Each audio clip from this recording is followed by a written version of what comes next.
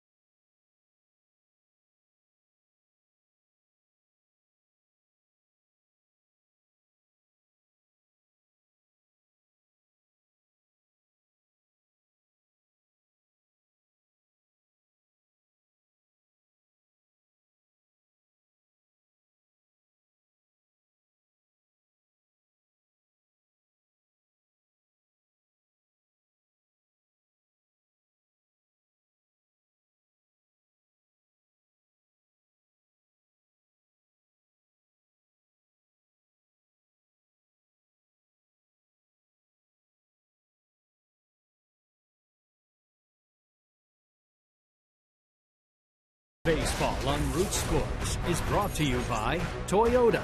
Now's the time to go places with Toyota. Visit buyatoyota.com for special offers. And by PNC Bank for the achiever in you. Let's go Bucks! Jeff Locke on the mound, 4th lowest ERA in the National League. This is his 22nd start of the season. Umpiring crew going over the ground rules. Mike Redmond, the skipper of the Marlins, and of course Pirates manager Clint Hurdle. It's a pup night tonight. Our DirecTV standings. Pirates leading the Cardinals by 2 games. Redbirds lost last night to the Dodgers. The Reds and the Pirates were off last night. So we resume play tonight as the Bucks and Marlins meet in the final 3 games of this homestand. Then the Pirates will hit the road, go to Denver and St. Louis. Tonight, by the way, the Cincinnati Reds will host the Oakland A's. Matt Latos on the mound for the Reds. Joe Kelly starts for the Cardinals against Clayton Kershaw. Kershaw has the lowest earned run average in the National League at 187. A.J. Burnett coming off his complete game victory on Sunday. What a performance by the veteran right-hander. And he is in the top 10 in earned run average. 273 now.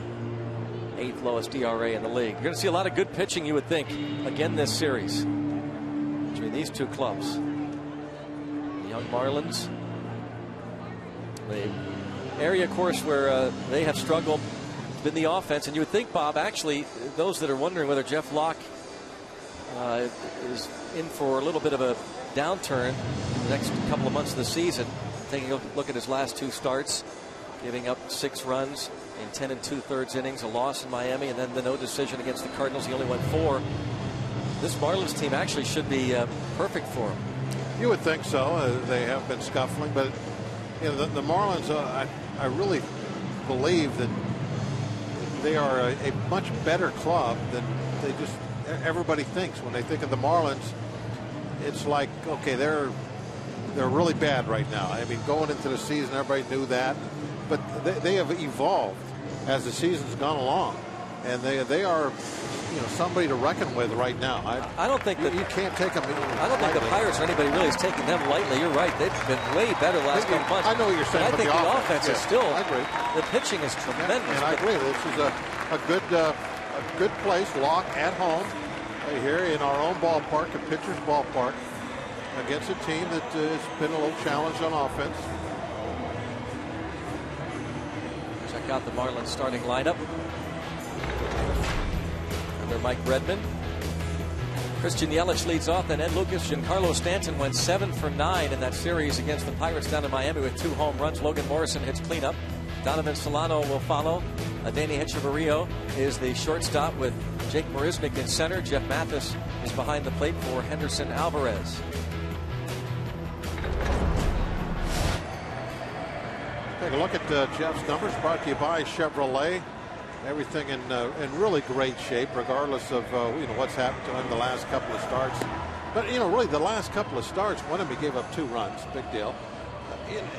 You can't really look at any starting pitcher around baseball. You know, maybe Liriano, maybe Kershaw could be a couple of examples, but you know, 99% of the pitchers you can find where they had 2 starts back to back where it wasn't the greatest in the world. That's all it's been for Locke. I really think it's just a slight bump in the road. He's got good stuff. He's healthy. He knows how to pitch. He's a smart guy out there. He'll be just fine. His defense left to right, Marte, McCutchen, Presley. Andrew Alvarez and Jordy Mercer anchored down the left side of the infield. It's Neil Walker and Garrett Jones on the right side. And, of course, Russell Martin is behind the plate. Talking about Russell Martin. And we'll talk a little bit tonight, I'm sure, about these scheduled off days. The Pirates are giving him a lot more time off. And that has been met with great success from Martin, especially at the plate. Take a look at the outfield as the Pirates and Marlins meet. Game 1 of 3, and here is one of 4 rookie position players, Christian Yelich.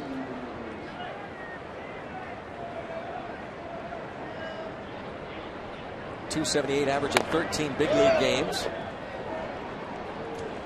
You know, Greg, speaking of the days off, it reminds me that it's almost not really about staying fresh in September, but also at this point, looking at the standings and looking how far the Pirates are ahead of say that somebody looking from the outside in as a wild card.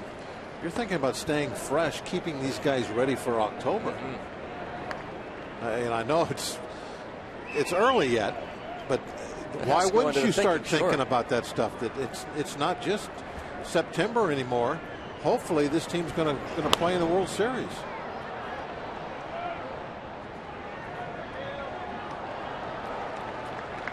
Two balls, two strikes. Andrew McCutchen has played just about every game, just 3 scheduled off days for him that he took.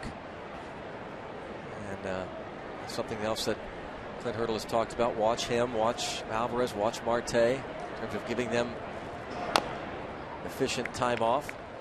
2 balls, 2 strikes to count on Christian Yelich. This start the Pirates are having right now: 67 wins, 44 losses through 111 games. It is the 3rd best start since 1969. Only the 71 and 72 Pirates off to a better start through 111 games. And now Yelich, who was impressive in that 3-game series, takes ball 3. Full count on the 21-year-old Christian Yelich. Certainly won't be facing a younger club than the Marlins.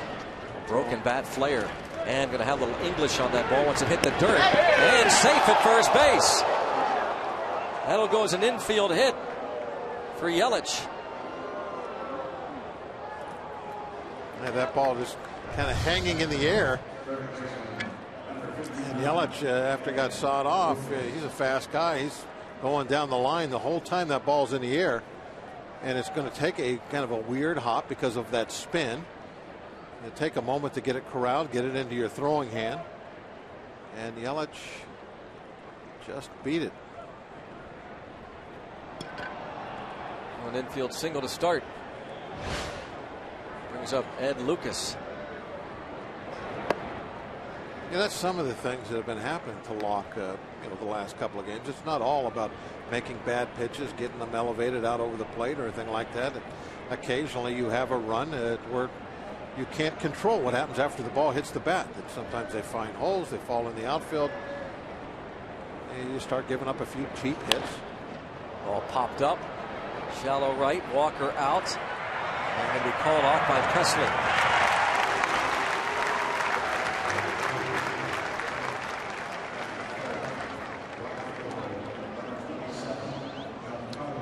Graphic there about the ground balls that have been put in play. Hardly any of them were finding holes before the 1st of July. That opposition 141 batting average. I mean, that actually is pretty lucky, don't you think? And then, of course, since then they've been finding some holes. So he's been unlucky. But you can't control where the ground balls are going. You can take the sting out of the bat.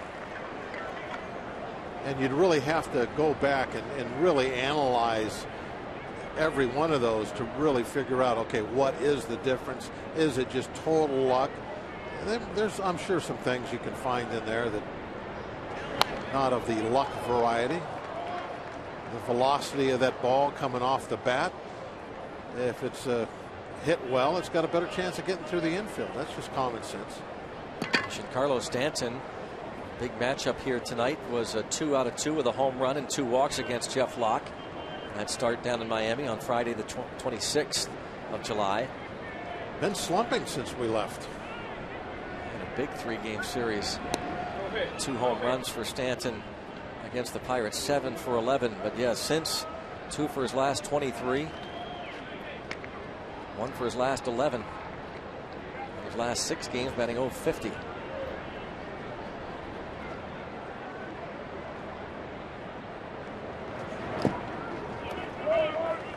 1 ball, 2 strikes to count on Giancarlo Stanton. Another block by Martin. Yelich still at first base. Infield single to start the ball game.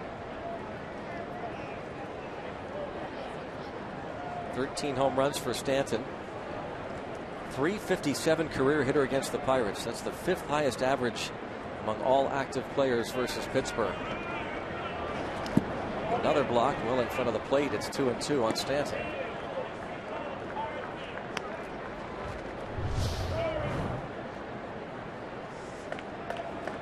Right up in that chest protector. Textbook. That's how you get the gold label. Stuff like that.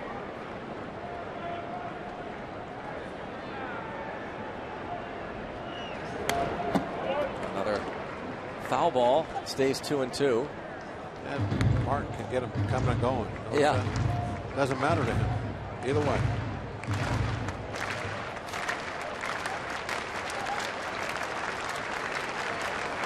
Quick look over to Bannister, see if they have a pickoff on.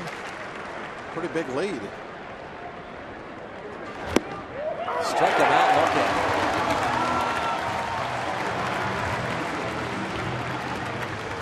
looking. 2 down. He strikes out Stanton looking.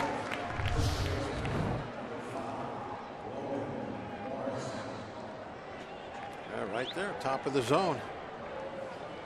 That is another thing about Martin is he does a good job of making those pitches look a little closer than they were. We saw from the graphic that was right at the very top of the strike zone, but as he caught it, it looked to me like it was below the belt. Oh, roped foul by Logan Morrison. Loud strike. Morrison's averaged .279, 7 out of 13 over the weekend against Cleveland. They lost the last 2 games of that series against the Indians down in Miami. Blanked Cleveland 10-0 the opening game of that series. Jose Fernandez pitched a gem.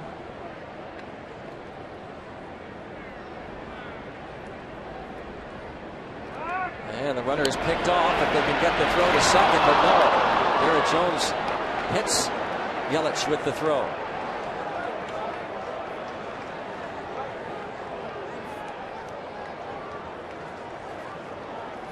I think I might have hit the umpire there. Well, it hit somebody. Didn't hit the glove.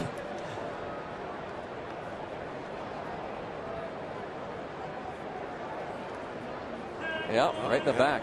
Second base umpire Gary Cedarstrom. He kept it out of left field.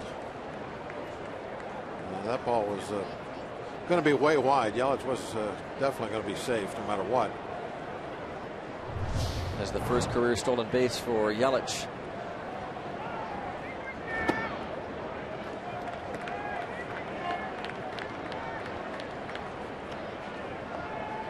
What if the umpires have stats that keep hit by pitches, hit by batted balls? Hit by pitches, hit by pickoffs. That one had the sting a little bit. I mean, right in the middle of his back. I'm sure it had a little something on it.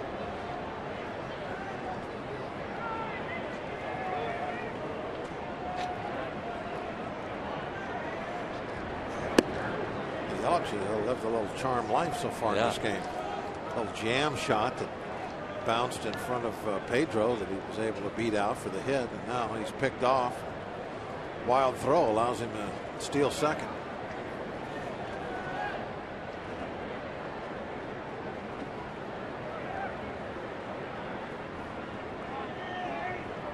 Two and one. Snap throw to second by Martin.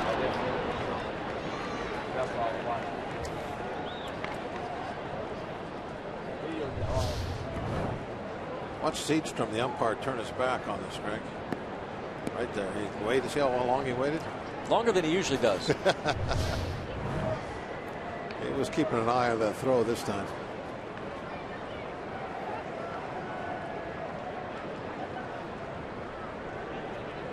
Three and one. Now full count on Morrison, who was 4 out of 10 against the Pirates in that 3-game series in Miami. Morrison, career .344 batting average here at PNC Park.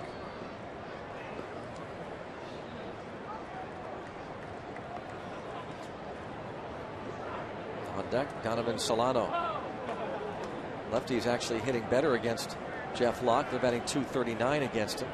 Right-handed batters .208. A bouncing ball foul.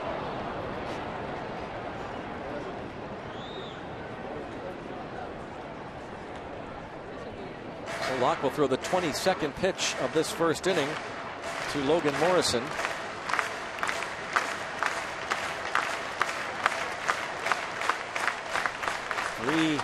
career starts now for Locke against the Fish.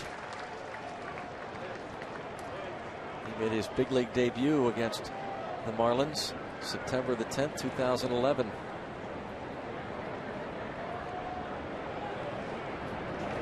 And he strikes out. Morrison, Stanton looking, Morrison swinging. Into the bottom of the first. Bucks coming to bat.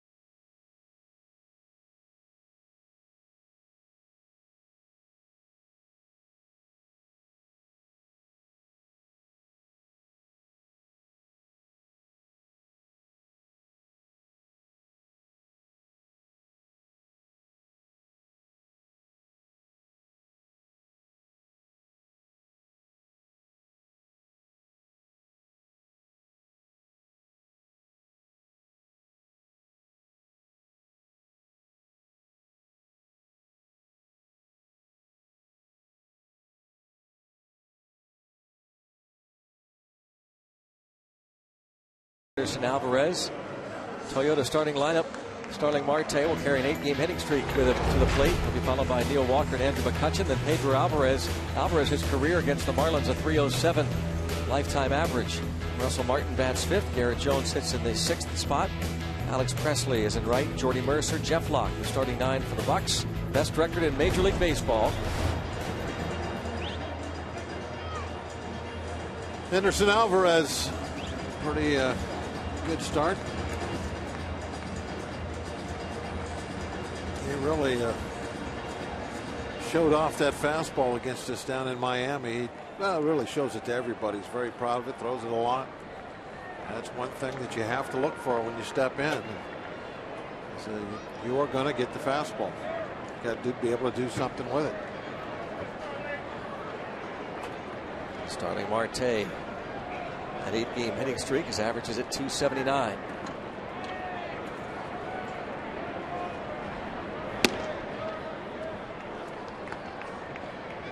Takes ball one.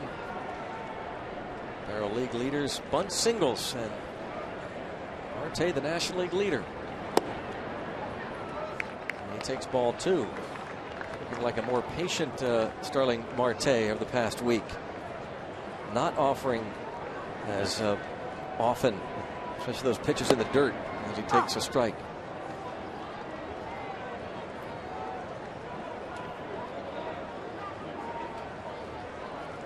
He was 1 for 3 against Alvarez down in Miami with a bunt single.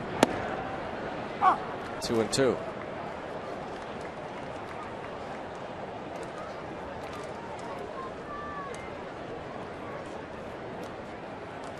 Alvarez 2-1 at .261 ERA. This is his 7th start. He began the year on the disabled list, and a Tapper foul.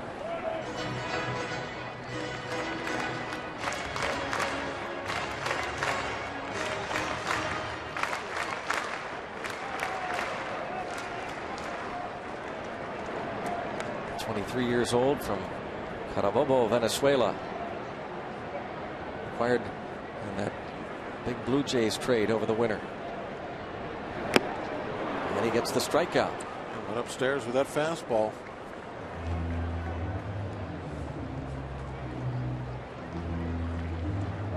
So Henderson Alvarez came over in that November 19th trade.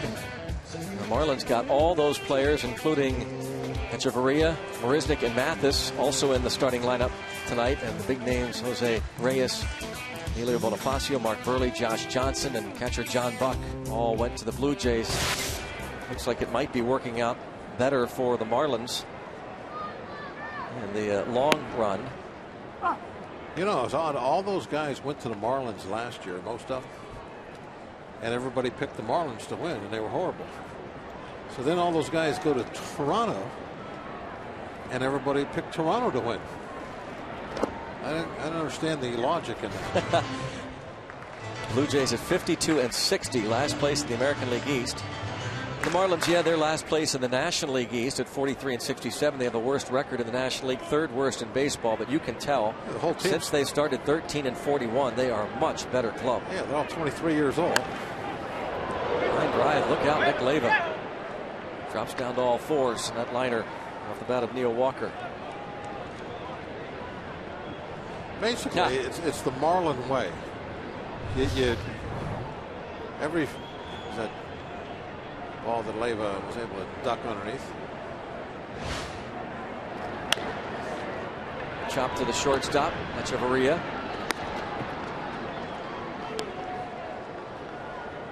The Marlins over the years have been like your mulch pile in the backyard. You just completely turn it over every now and then. That's basically the way they go about it. They make wholesale trades, start all over, and they play the window game, window of opportunity. Sometimes they make it through the window, sometimes they don't. But that's the type of strategy they have used, and it hasn't always been the same, people in charge either. It's just what they do, and now they're starting all over again. It's worked for them a couple of times. A few times it hasn't.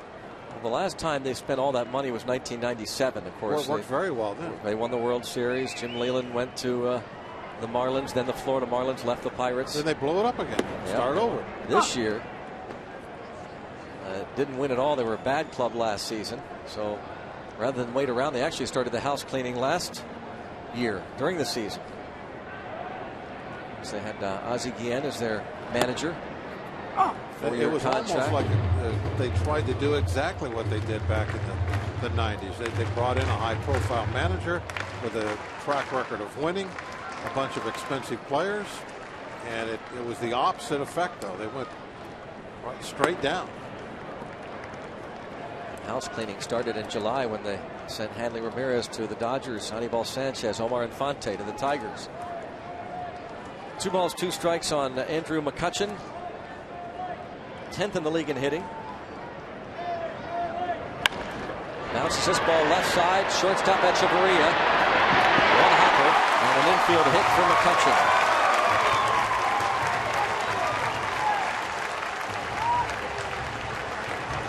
That's a tough ball to throw anybody out on, but especially not McCutchen.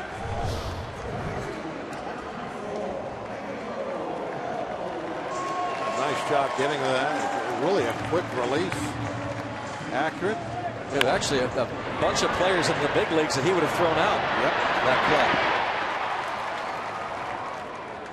play. There are some very good young shortstops right now in this National League. Nice crop have come up. Echeverria is certainly one of them. Now Pedro Alvarez, still the league leader with 27 home runs. Just a lob toss by Henderson Alvarez.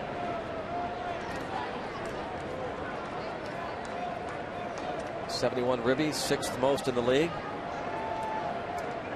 Pedro went 3 for 12 in the series in Miami.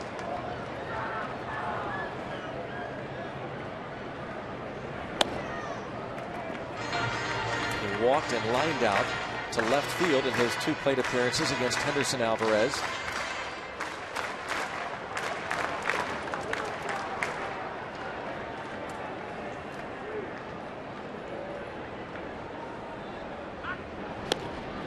Better, much better throw there.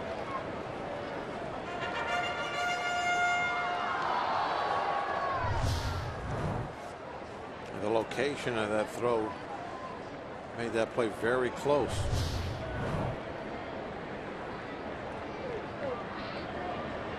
That glove only has to move a few inches to make the tag. Big time saver. Out to the second. Solano.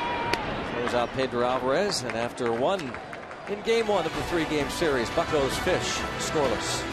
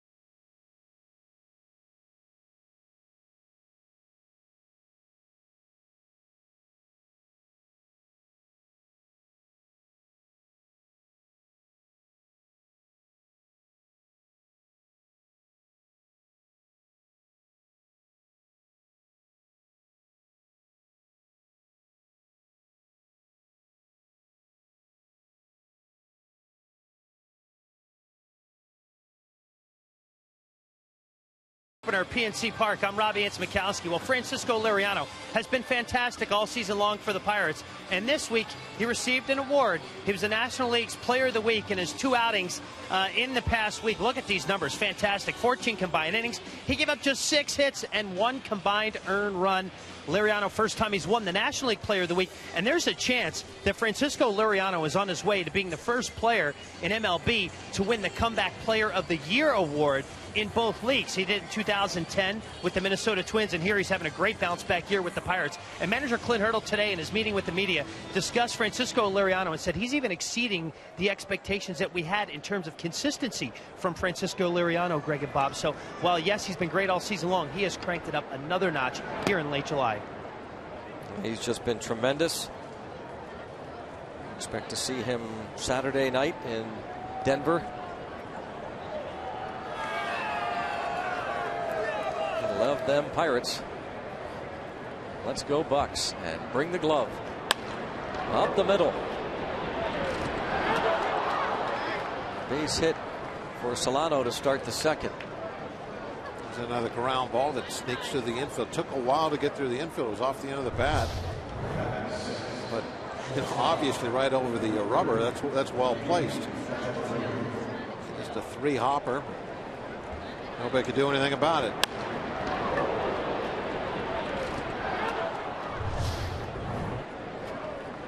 You look at those numbers as far as the batting average against the ground balls put in play.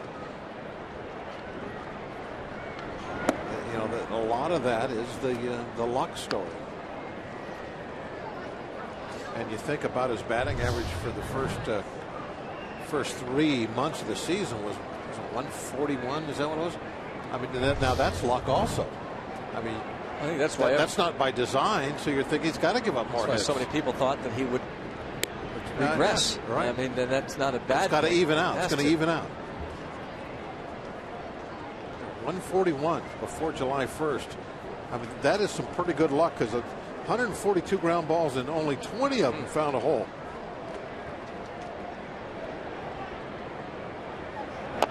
There's a chopper.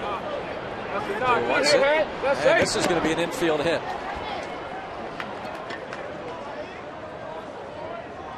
So there's 3 ground ball hits.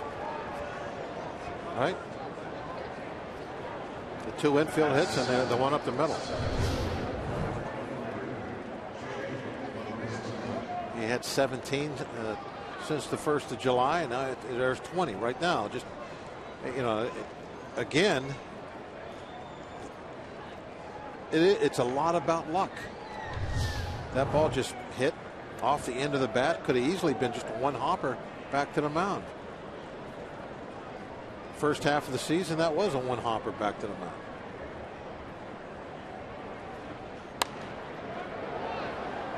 Here's Jake Marisnick, another rookie playing in his 14th big league game. He's 2 for 10 in the series down in Miami against the Pirates. He's 22 years old, Tampa, Florida native.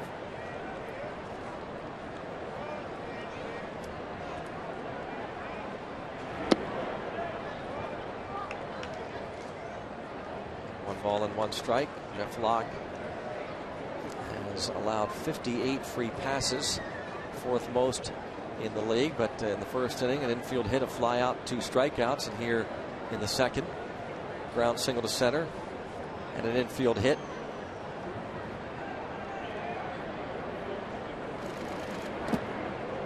And blocked once again by Russell Martin. Solano at second, Echeverria at first. There's been a number of those already tonight. Puts the glove down in the dirt, but doesn't bring the glove up and try to catch the ball. He leaves it down there and lets the ball just come up and hit the chest protector. The way he's going, and we've talked about this a lot. We just heard Robbie talk about how Francisco Liriano, you think, has to be the front runner for comeback player of the year.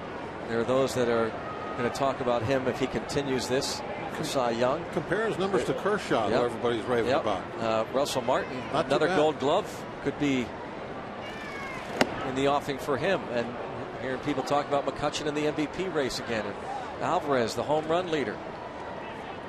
Still a long way to go in this season. And of course the goal is the postseason and World Series, but individually, some pretty good years. 3-2, a big pitch here in the second inning. Bouncing ball left side, and Mercer will throw to third, but Alvarez wasn't on the bag, and everybody is safe. Now Pedro's trying to plead his case that he got a tag down in time, but he's not going to win the argument. As a base hit. Yeah, another ground ball. Exactly. Good point, Greg. This is 4 ground ball base hits. This is exactly what we were talking about. Now Pedro's looking for the bag. See his right foot? He thinks maybe he's got it, but when he doesn't, he goes for the tag, but it was certainly too late. Now it's Jeff Mathis. Infield's going to stay back with nobody out. What an inning this is. This is where Locke, is a little challenged, I think in a mental type way, because you don't have the experience to kind of slough it off a little bit. This is where I hope that he can just say, hey, no big deal. I'm pitching well. They're putting the ball in play softly. I can't do anything about this. The confidence has to stay high. That is a big plus with Locke this year, that he has been so confident out there. When things like this go bad, he has to continue that same outlook on what he's trying to do. Stay focused. Don't worry about the soft hits.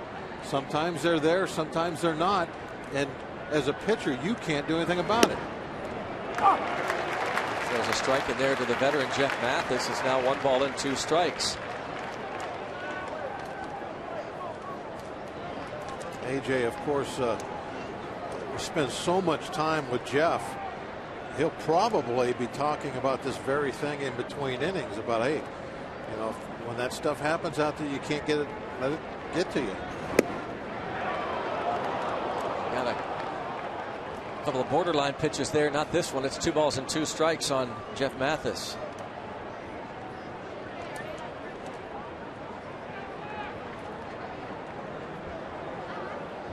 Mathis walked twice and singled off Locke in that game in Miami.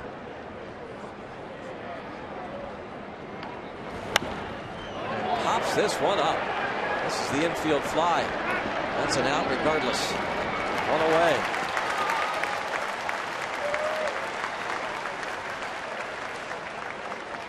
mentioned this the other day. I think it was to a Tim. Why don't more guys just let that ball fall and just see if a runner will panic? Yep.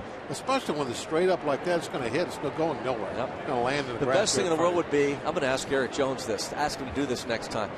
Panic like you lose it in the sun or something, and I guarantee the guys will take off. Yeah. And then scramble for it. Now the pitcher, Alvarez, and this looks deep enough for Solano to score. McCutchen will fire toward third, and a sacrifice fly for the pitcher. Henderson Alvarez is a pretty good hitter. Yeah. He's going to do well in this league. Alvarez doubled off of Locke down in Miami, and here the ball plenty deep to bring home the first run. And where that pitch was, he got it in the air. I think it was a knee-high outside corner. He almost looked disappointed at Alvarez. Don't know why. Now Christian Yelich.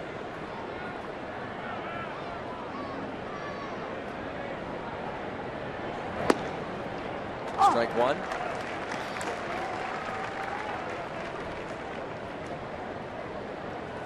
Nine hits in his last 22 at bats.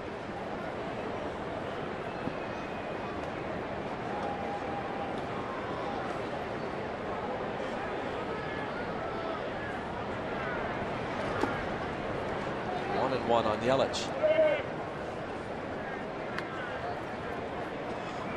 All-star Jeff Locke, fourth in the league in ERA.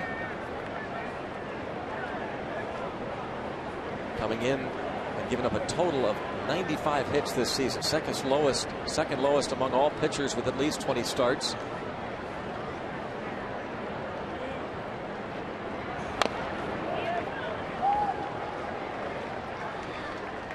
Has given up 4 ground singles, 3 of the infield variety, 1 snuck through the outfield, and that leadoff batter Solano scored on the sac fly by Alvarez.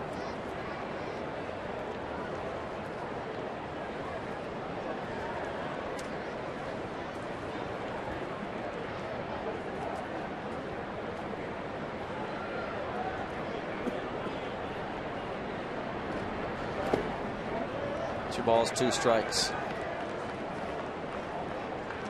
Oh, some young catchers sitting at home watching us tonight. Martin just so in charge back there.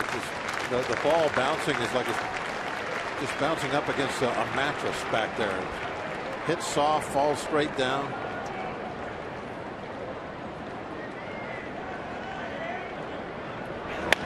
Hit hard, and the backhand play made by Garrett Jones, and that'll do it. So Locke did not panic.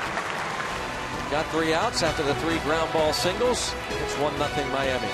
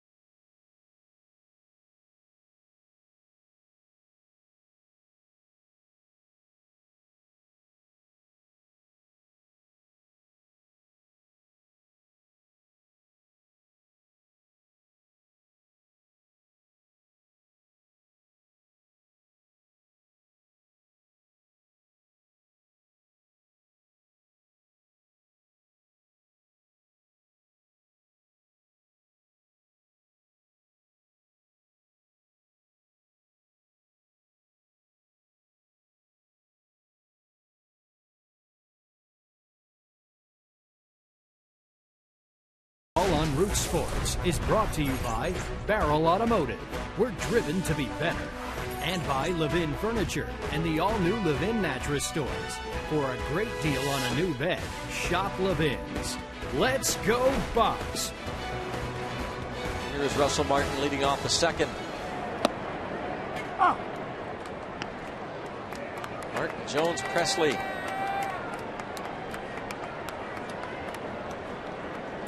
Jeff Locke didn't seem to let that get to him.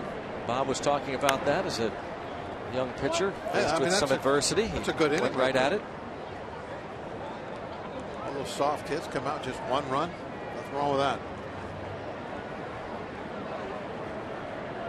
Doesn't have the happy face on, though. He's got his game face going.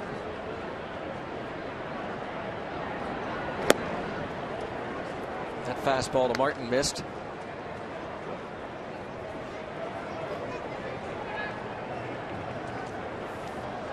Martin had a couple of at-bats against Alvarez down in Miami and was 0 for 2 with a strikeout. But this off-day situation has really helped Russell Martin. He's been getting a bunch, especially since the All-Star break. Since getting a bunch of days off following the break, he is hitting .440 following off days. It's more important for catchers than anybody else. It is such a physically demanding job to go back there behind the plate night after night after night on your knees. It's just something they got to live with most of the time. But those days off are golden. Join the Pirates and Pirates Charities as we stand up to cancer at PNC Park Friday, August 16th. Bucks host the D-backs here at 7:05. Ticket packages $40, and $10 of that will go toward the fight to end cancer. Plus, you'll get a stand up to cancer cap, cheer card, and more. And for more info, go to pirates.com/SU2C. 2 more games this homestand and then the road trip. And only a weekend series against the Diamondbacks before the Pirates hit the road again for a week.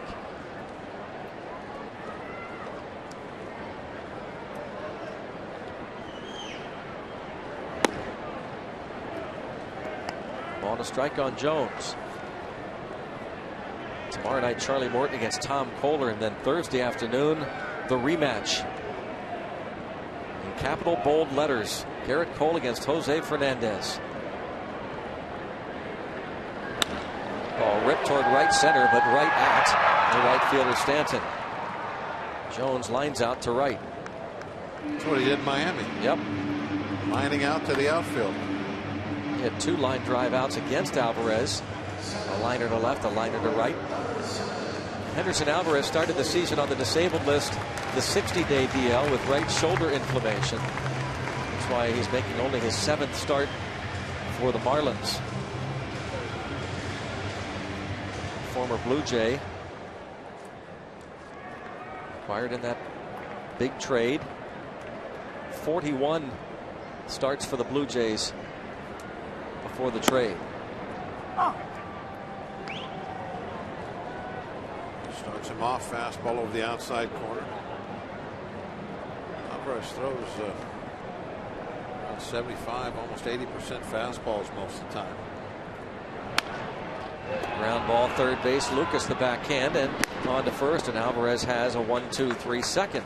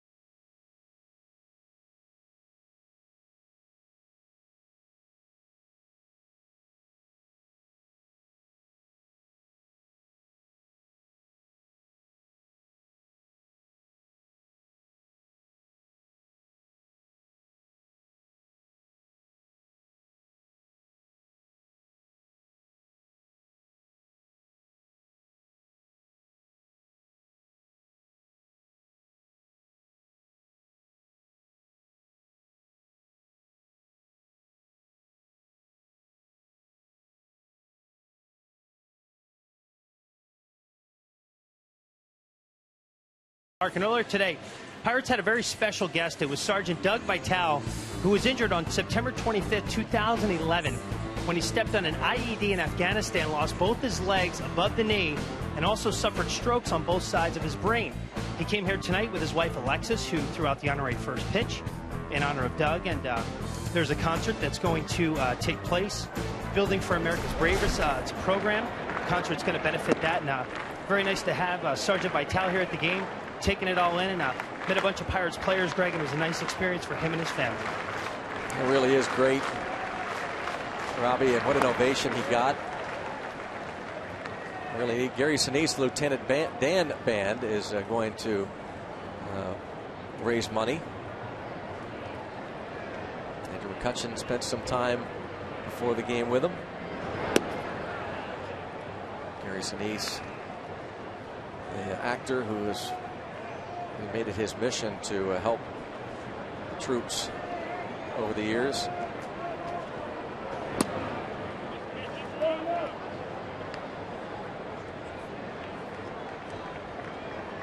Three and one the count on Ed Lucas.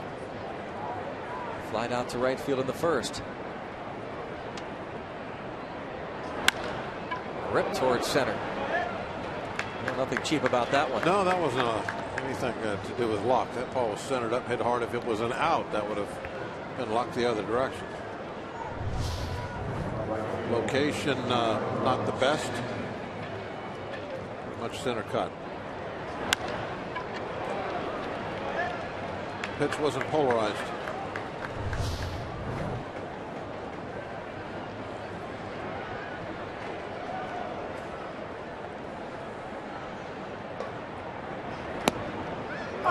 Strike on Giancarlo Stanton. 1-0 Marlins. Stanton struck out looking in the first. I saw him down in Florida. Seeing the ball very well. Almost scary how hard he hit a couple balls.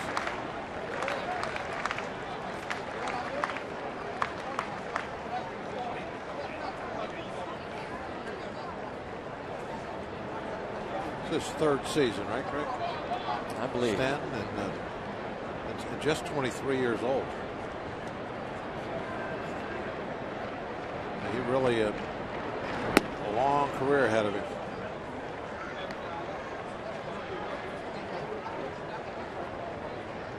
Back-to-back 30-plus homer seasons, 37 last year with 86 ribbies.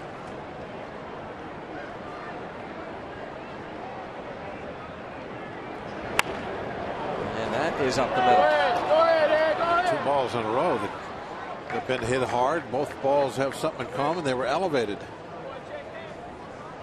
That was a breaking ball, I believe.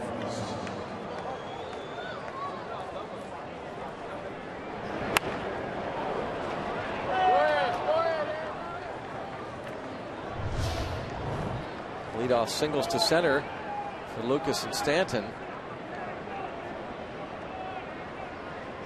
6 hits now. The trend of giving up a lot of hits is continuing.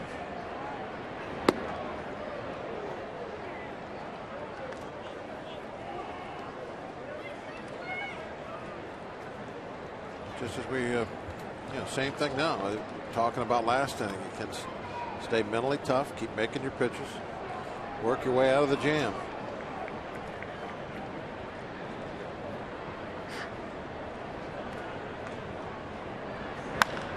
Ripped to right. That's deep. And off the wall, comes right back nicely to Presley. They'll hold Morrison to a single, but it is 2-0 as Lucas scores easily. And 3 hard hit balls off Jeff Locke here to start the third. Yeah, this one's just a matter of about a foot from being a home run.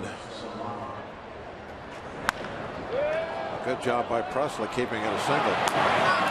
You see Presley just moving over, sliding to his right, looking for that rebound.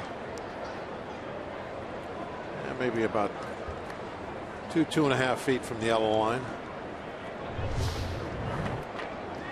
Logan Morrison who was 7 for 13 over the weekend against Cleveland, is now 5 for 12 in 4 games against the Pirates, and still nobody out. Donovan Solano at the plate. He had the ground single to start the second.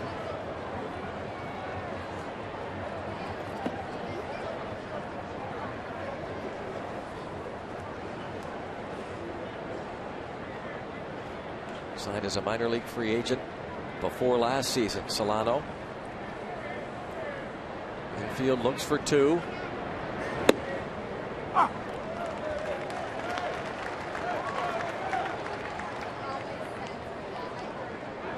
That last pitch, fastball inside, that's one that he really has to make a lot.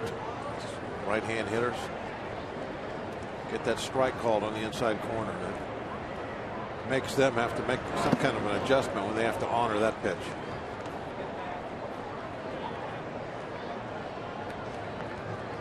Looks like Locke is trying to maintain his composure.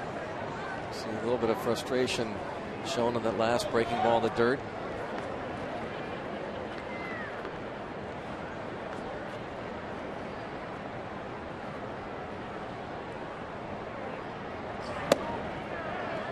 Now it's 3-1.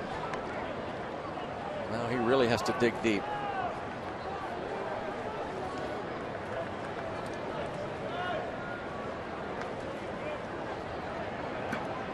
Two line singles to center, Lucas and Stanton, and a line single off the Clemente wall and right.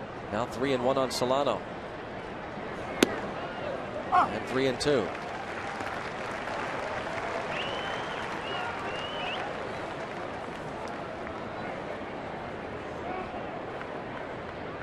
Echeverria on deck.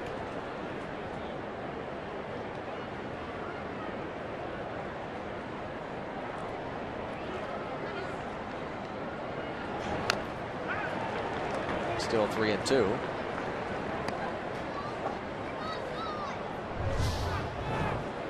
A good breaking ball here that got the top half of the ball. That might be a changeup. Still was falling down.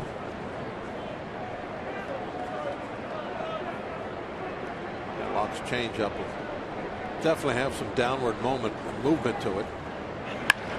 Ripped into left field for a base hit. And it's 3-0 Marlins. Now, see, now that you would think wouldn't happen after the changeup. It was so good, fooled him, barely got a piece of the ball. You should be able to throw that fastball on the inside half of the plate, especially up on the hands, and not have it pulled hard like that. I'm sure Locke was unexpected. That base hit was unexpected. The ball was up, almost right on the inside corner, and this tomahawked hard. After making some good off-speed pitches. But that's the kind of base hit. Those the soft hits that they were having earlier. You're talking to yourself, you're rationalizing things. Okay, can't do anything about that. That's the kind of hit that makes you start shaking your head, thinking, what's going on? I make my soft pitches. I try to slow the bat down so that I can throw my fastball up and in. I throw it up there, and it gets tomahawked hard to left. That'll have you talking to yourself a little bit.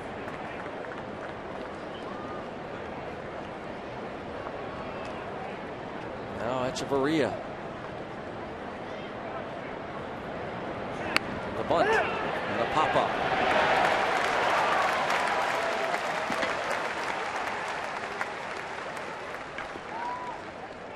Got a little break there.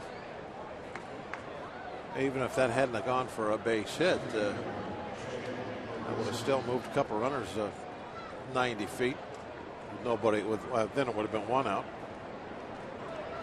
But it's a pop-up, so everyone is right where they started. Here now is the center fielder, Jake Marisnick.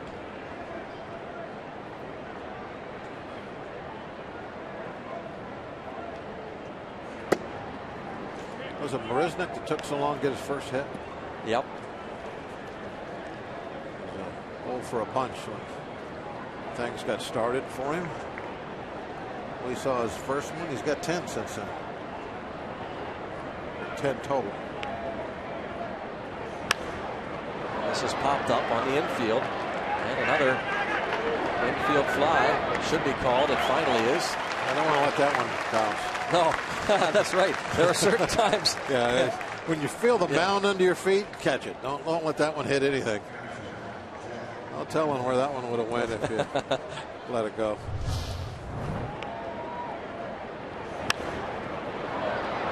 Straight up, coming right down to the mound.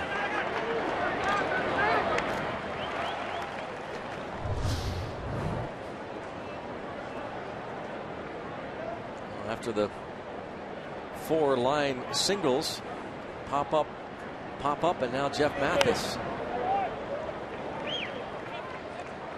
Mathis popped up with runners at first and second, nobody out last inning.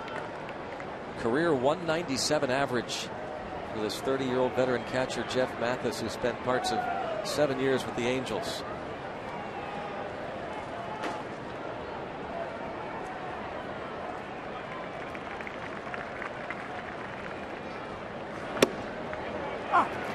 Two.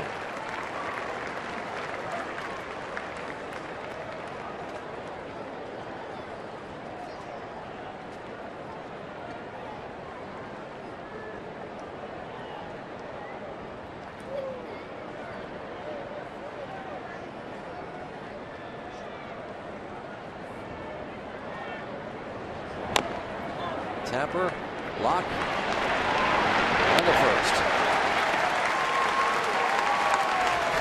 2 more for the Fish. They lead 3-0.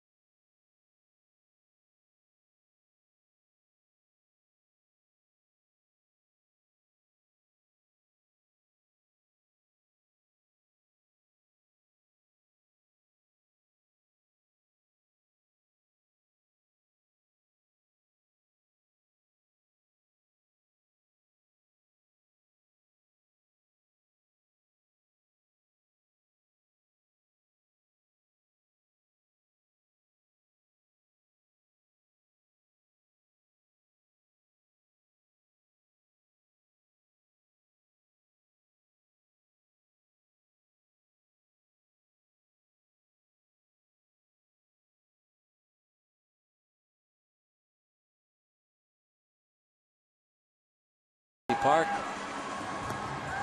Our Allegheny Health Network injury update. James McDonald threw a bullpen session yesterday. He's on the 60-day disabled list since early May with right shoulder discomfort. Allegheny Health Network injury update.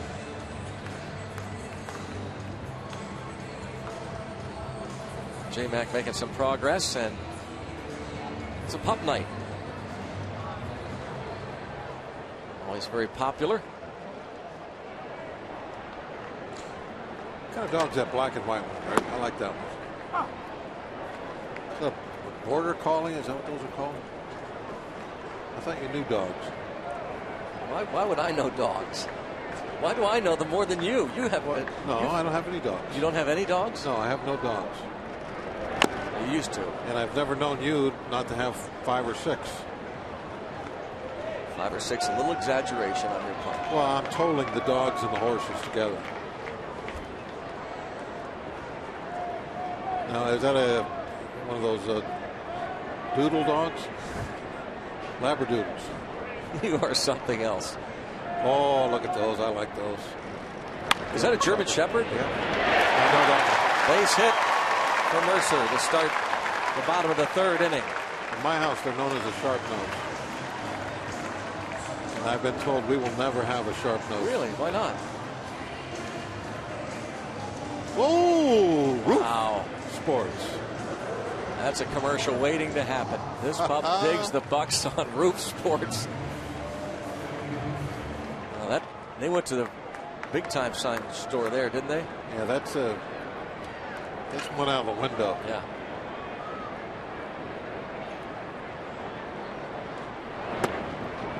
Locke going to try and bunt Mercer over. He has 4 sacrifice bunts.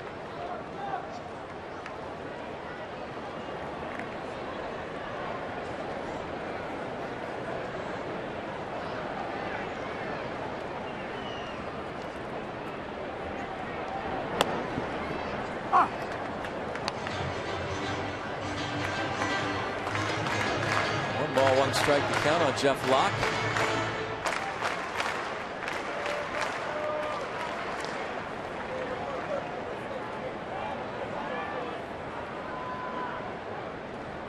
Gets this bunt down and the run comes in. Feel a little bit better. Now 2 strikes on.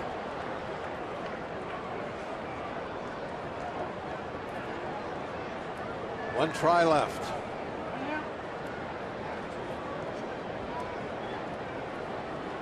Always hated to take a strike because I figured I had 3 attempts.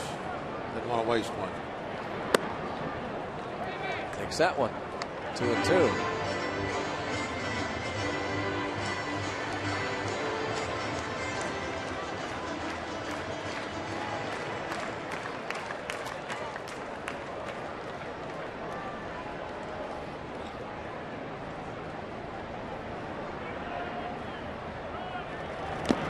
Bunsen foul for a strikeout. Not a good feeling walking back here. You don't get it down. It's a good feeling when you get your seats in the Pepsi all-you-can-eat seats for just $42, $5 more on the day of the game. You'll get a Pirates ticket plus all-you-can-eat nachos, popcorn, burgers, hot dogs, ice cream, peanuts, and soda. And go back for more food and drinks as often as you like. Visit pirates.com/all-you-can-eat.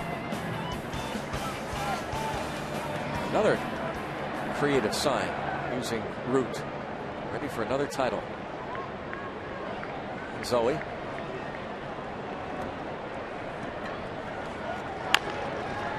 Chop to third. Safe at first, Starling Marte needs the throw to first. It looked like for a moment they were going to be able to turn that. When it was first hit, I was like, no way. They came very close. You know, around the horn on a double play on Marte would be one thing, but around the horn with the ball chopped at the plate like that would have been quite a job by the Marlin infield. And Lucas, the third baseman, Donovan Solano at second.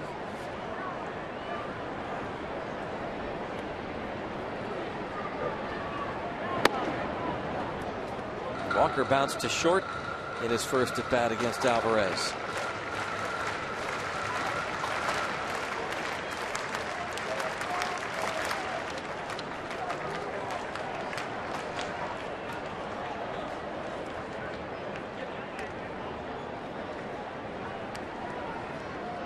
Marte with 32 steals, second in the league.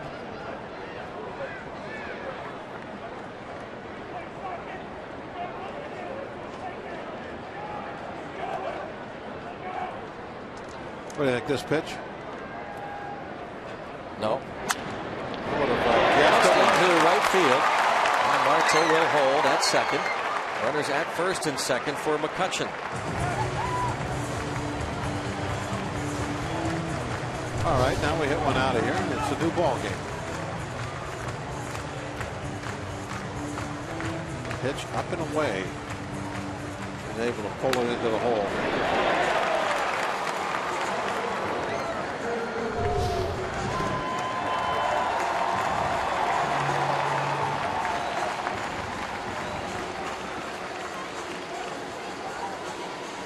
That's one place I think I would try to stay away from with Walker if I was pitching to him, that up and away spot. A lot of base hits. Now, normally he hits that ball to left field. But that time he pulled it into the hole. But still, he likes that ball out away from him and elevated a little bit. Alvarez has not allowed a home run yet. This is 7th start. Hits this one deep to right center field. Does McCutchen toward the wall, and it is off the wall. This will score a couple and get the Bucks to within 1. It's a 2-run double for McCutchen off the wall in center. Well, that's the kind of stuff he's been doing lately. It's got that MVP talk going again. When you need the big hit, he has been delivering. A lot of multiple hit games, a lot of extra base hits, a lot of clutch hits. Clutch hits. Gets that fastball, knows he's going to get it. He just about got it out of here. Top of the padding. Now with 64 RBIs. And now Alvarez, Pedro against Henderson Alvarez. And here are the Pedro chants.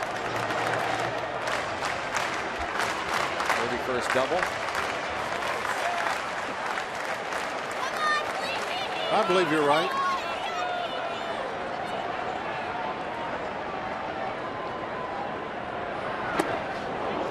One ball, one strike.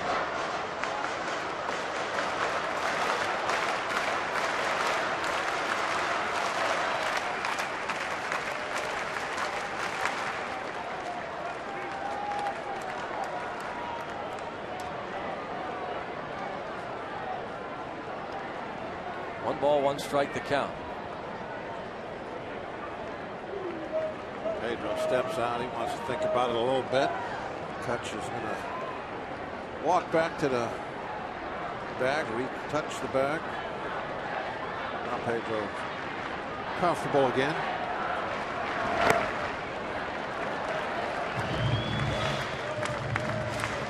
Two and one.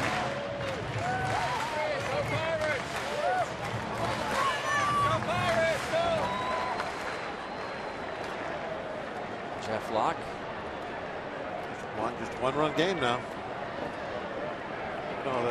He's had to battle a little bit, scuffle a little bit till now. He's still right in this game. Driven deep to right center field. This will bring home McCutchen and tie it. The big bull. He wants 3. Here's the throw to third.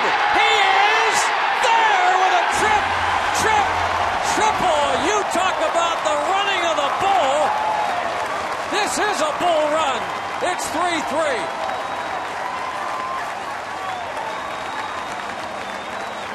Greg, I think that 99% of the time I'm going to say, hey, there's 2 outs. You're already in scoring position. You're taking a big chance right now. But to see Alvarez leg this triple, this really gets his teammates going, gets them all energized. Everybody in that dugout is loving this. They don't care if it gets thrown out to end the inning or not. Look at him back there. Was that Walker? That reaction in the dugout? Sometimes you just got to throw the book out the window and say, hey, maybe I'll make the third out at third base. But if I'm safe, and even if I'm not, we're going to show everybody how hard we're playing tonight right here. It's his first triple this season. Look, he was going to have a triple when he was at first. Was Walker there? Oh, those guys in that dugout, they love that. You see the big guy rumbling around the bases, not stopping at second. It's his 4th career triple, his first this season. McCutchen scoring in a tie game.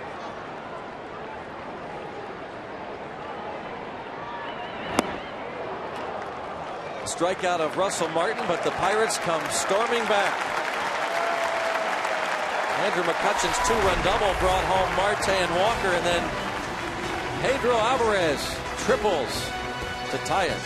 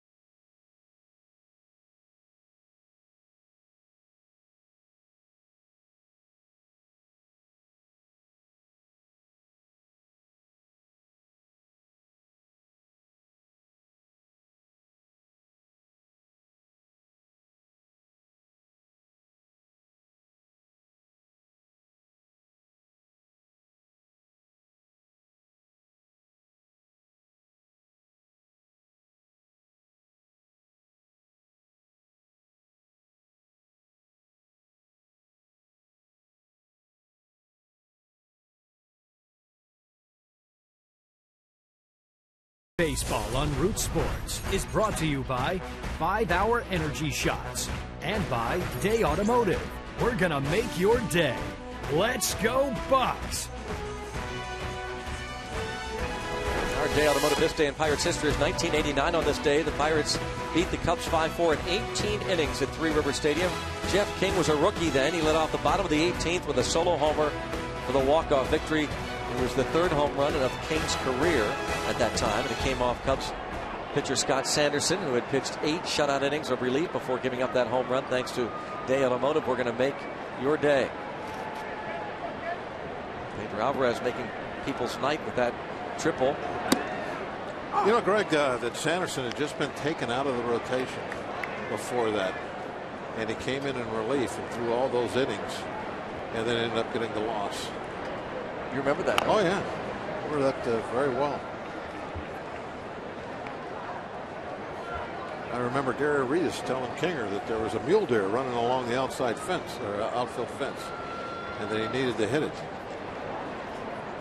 Just before Kinger went to the plate. And now pitcher Henderson Alvarez strikes out.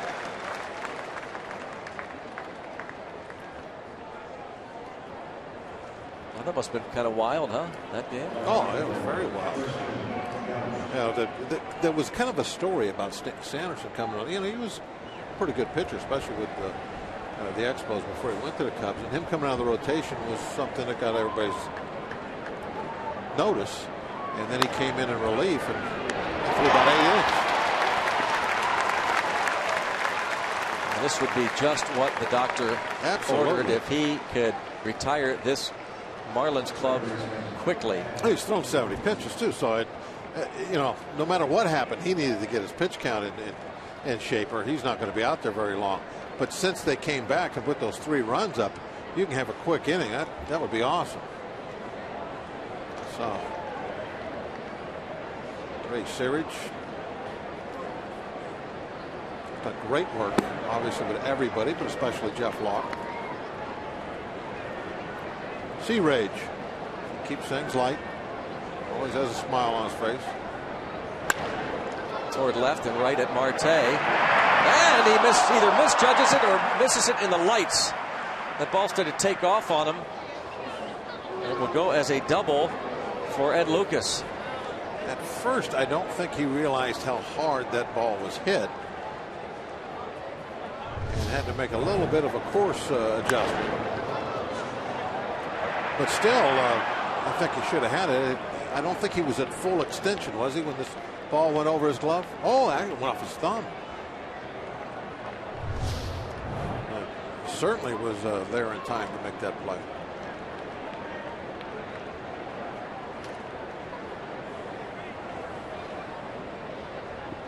A double for Lucas, and now Stanton.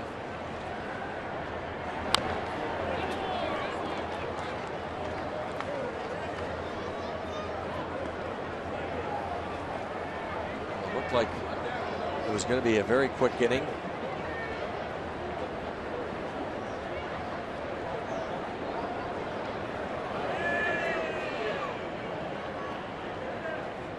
Still might be. Get it out here. A good pitch. Right there at the knees.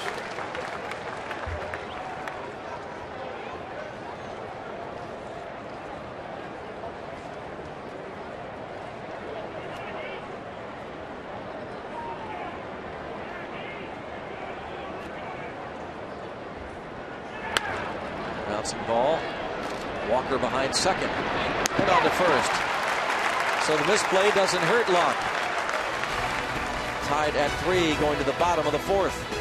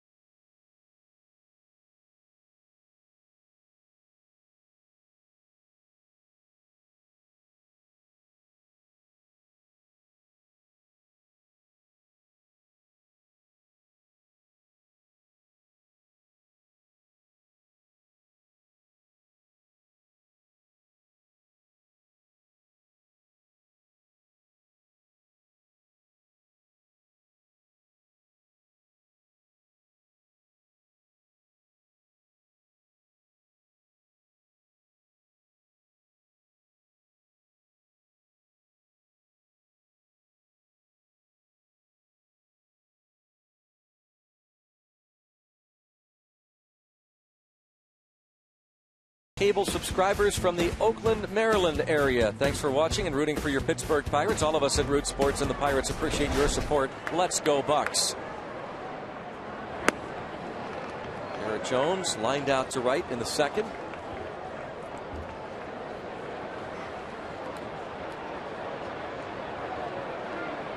Starling Marte, no problem. And now you wonder, how does Henderson Alvarez react to Pirates getting up off the deck? And at least for McCutchen and Alvarez, two very hard hit balls off of them, line drives. Walker started it with the single to right. This ball in the air to center and toward the warning track, nearing the wall, and the catch is made. And boy, Garrett Jones can't buy himself a hit against these fish. Hits it good, but just not quite in the right spot, or not quite good enough. And that's not really fair. He did have 3 hits in that series, but against Henderson Alvarez in particular. Yeah, that's where he hit the line drive off of. His hits actually were soft hits the next day.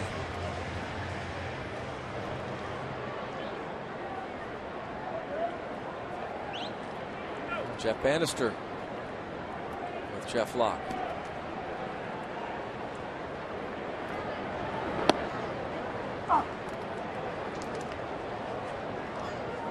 Alex Presley talking to him before the game about what he was trying to do down in Indianapolis. And one of those things was working on those bunt hits, stealing bases, being aggressive, but basically it feels like he's done all he needs to do at the AAA level. This ball in the air to center. Risnick makes the catch. 2 outs to center. One nearing the wall and one medium depth center field. Now Jordy Mercer, who began last inning with a base hit to left. Yeah, there's another AAA outfielder that I think we might be seeing before the season's over. Andrew Lambo. He's just having a phenomenal year. Every time you look at the stats, the RBIs, amazingly the season he's having. Boy, 2 and 3 fly balls to center.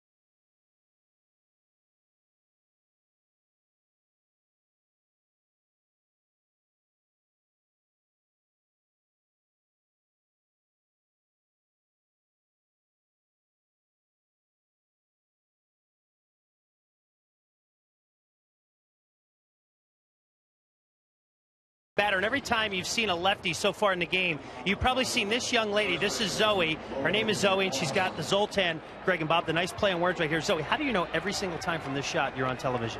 Well, because my mom, friend, got us tickets, and then he said we'd probably be on TV the whole entire time. Okay, well, say hello to whoever gave you the tickets, okay? Hi. You know their name? No. Okay, just say thanks for the tickets. Thank you for the tickets. And thank you for putting me on TV, and now we're going to have a seat. Thank you for putting me on TV. Now we're going to have a seat. And now we're going to have a seat. There you go, Greg. Now that explains the story right here. Thank you. Have fun, Zoe. Yeah. Enjoy the night.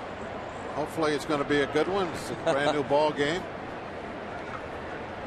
A lot of lefties coming up. Keep holding that sign up. 1 ball, 1 strike on Logan Morrison.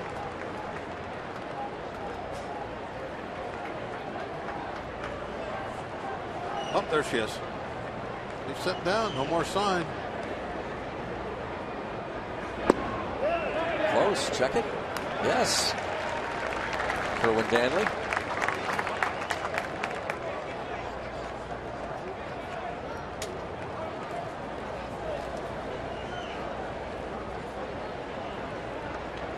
Well, we have a moment.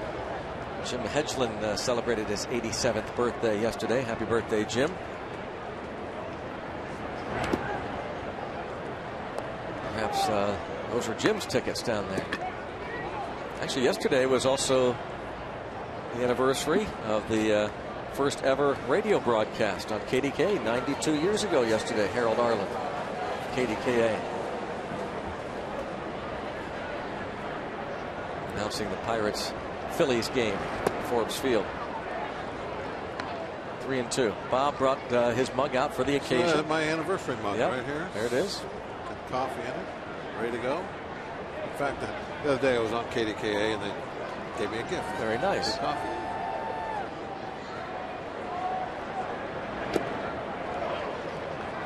Lead-off walk. Trying to get him to chase that breaking ball. Curveball in the dirt. There's the first walk allowed by Jeff Locke tonight. Kind of odd that you see him giving up the base hits and not walking people. That most of the season, if there's been one thing we could have picked at, was that he was walking a few more people than you'd be comfortable with. Throwing strikes, but giving up hits, that's not really been what we've seen a lot from him. In fact, kind of an odd note, since 1969, among all major league pitchers, lowest ERA by pitchers with the walk percentage of 10% or more. Nolan Ryan had a 1.69 ERA in 1981 with an 11% walk rate. 72. Ryan had a 2.28 ERA. 1981. Sammy Stewart, Baltimore. And there you see Jeff Locke with the 4th lowest ERA with a walk percentage just over 11%. That's pretty good strikeout pitchers, obviously, and that's something. If you're going to have a low ERA and be wild, you're going to have to get a lot of punch outs and not allow balls to be put in play. They can find those holes. That kind of takes the luck out of the game when you strike them out. It's hard to get lucky as you're walking back to the dugout.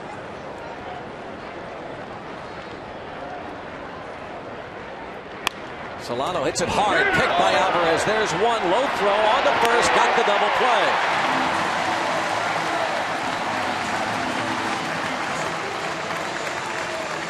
Really well done by Alvarez and by Walker. Yep, everybody made the nice contribution. The ball was hit hard, so Alvarez got a tough pick. Breaking ball pretty much down the middle. And not the greatest throw by Pedro, to be honest with you, the walker. And he had some time because the ball was hit so hard that he could go down and kind of reset himself a little. And got off a strong throw to first base. Walker is, since becoming a second baseman, has pretty much mastered that double play pivot. That went from a question mark to a strength, I think, rather quickly when he became that second base job became his.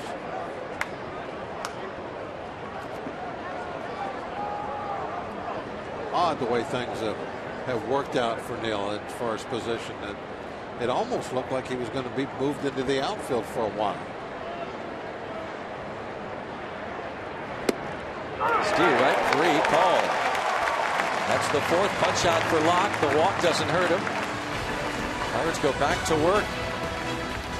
Bottom of the 5th.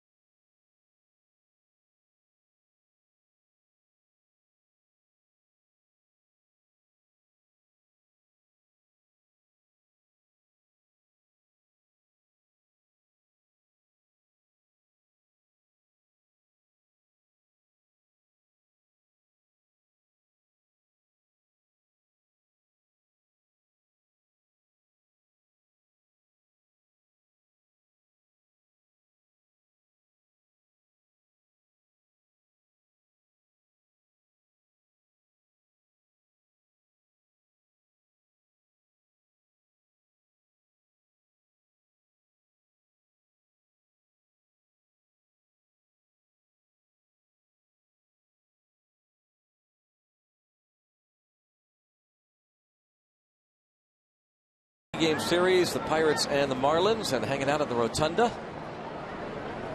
on the field foul pole. Jeff Locke leads off. I have to say, a pretty strong crowd for a Tuesday night against the Marlins. I really wasn't sure what, nothing against the Marlins, but what this team would draw after the excitement of the showdown between the top two clubs in baseball, the Cardinals and the Pirates. And even though the Marlins have played much better ball since their 13-41 start, it is still the last place team in the National League, and yet they're coming out strong again.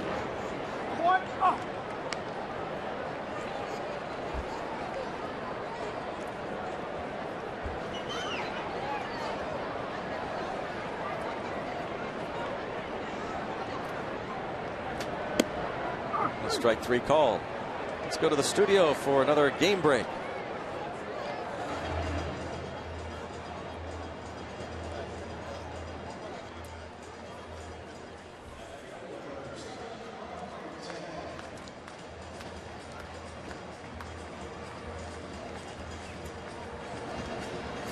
All right, Rob, thanks. That is Joe Kelly against Clayton Kershaw.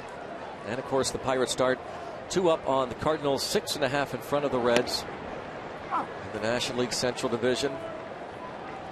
Boy, what a couple of months we're going to have here. Going to be fun. Oh, my gosh. Looking forward to seeing Joe Kelly pitch. He's kind of had a lot of flair to him. Yes, he does. Yeah, we'll just have to wait and see. I think the Dodgers might have a little something to say about that flair. They are a hot team right now. 0-2 on Marte. Another strikeout. Back-to-back Ks for Alvarez. MLB.com at Bat is celebrating 5 years as your #1 mobile app for live baseball. Available for iPhone, iPad, Android, and BlackBerry 10. At Bat delivers Pirates baseball with live audio, pitch tracking, stats, highlights, and more. Text at Bat to 31826 or visit Pirates.com for details.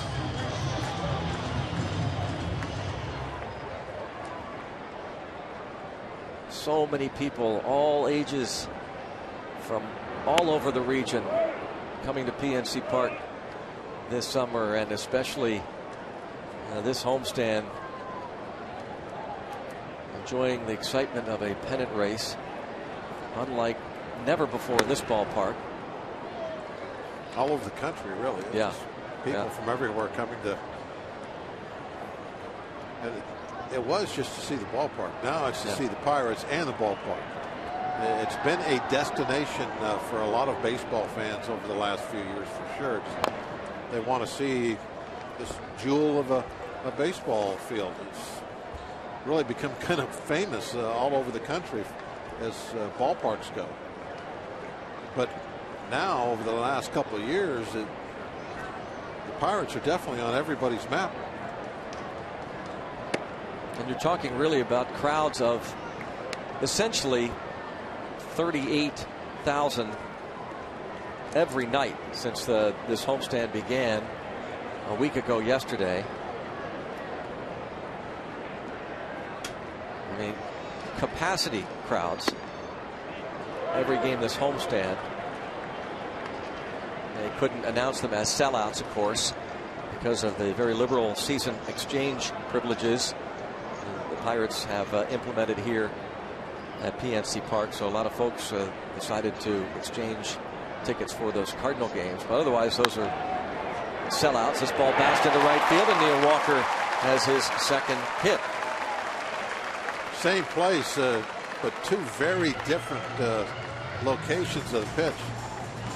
Hit the ground ball through that hole earlier on a pitch that was up and away from him. This one went far off the dirt. Goes down and gets it. First one let her high. This one shoot top high. 2 hits. And here's Andrew McCutchen now. 2 for 2. 2-run double in the third.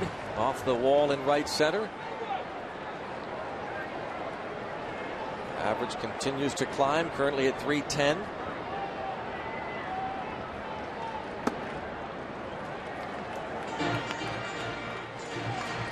Oh my gosh. Now you talk about creative, Bob.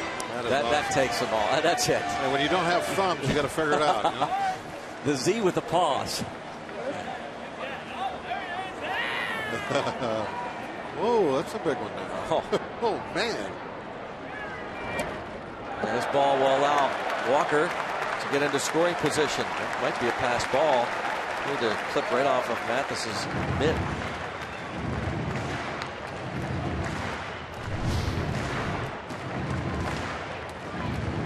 That's got to be a pass ball.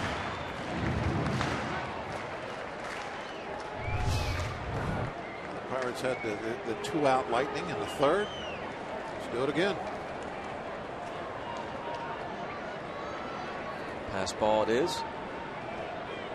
2-0 on McCutchen. He is really tearing it up here at PNC Park too, by the way. His average last 28 home games is approaching the 400 mark.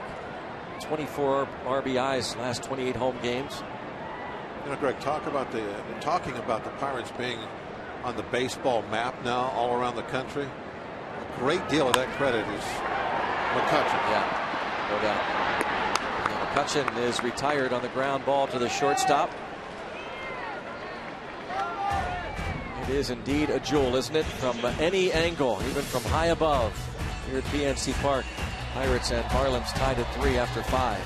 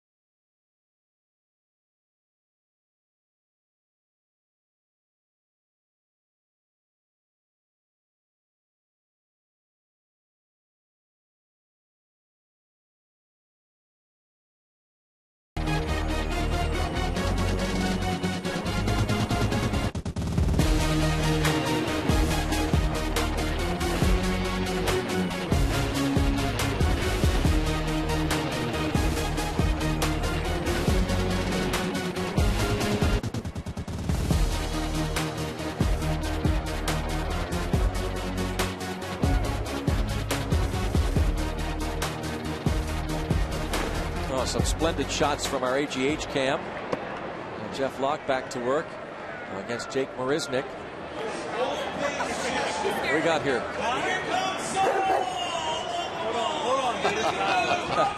Is that great? Oh, that's fantastic. Pup night. That's one of the special nights always here at PNC Park. Lazy fly ball for the first out.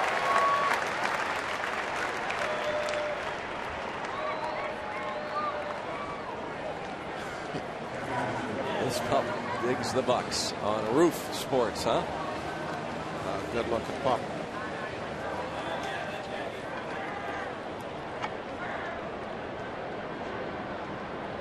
Every breed imaginable. It's going to be so much fun to be out there. Two places I want to watch a game from. One that one.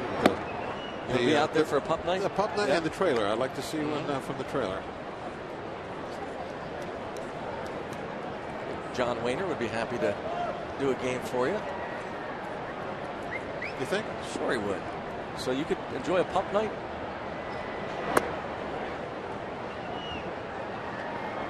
Can I rent one of your dogs? With pleasure. Okay. For free. I beg you. Do you have any small ones that could like to sit on my lap? Oh yeah. Let's wait. Take a Gorky? photo Is that a bomb. Gorky? Is that a Gorky? I don't know. I always thought you were a dog person.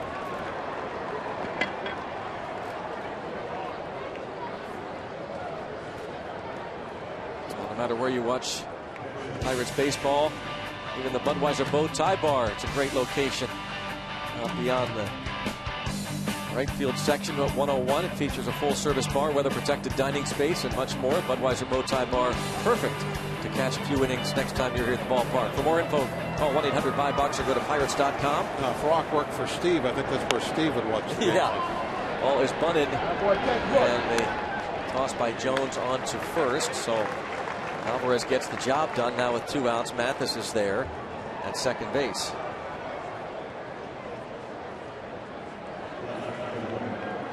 Vin Mazzaro. As Jeff Locke approaches the 100 pitch mark, this no doubt his last inning. Yeah, he threw well over 60 pitches through those first 3 innings.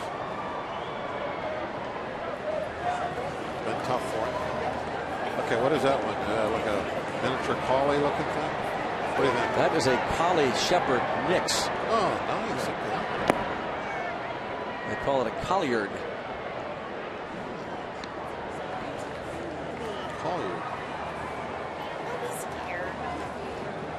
Oh, I wouldn't get too close to that one.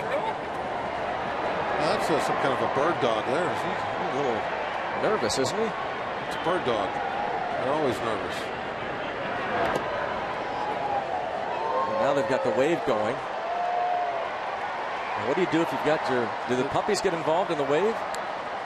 I think we'll find out tonight.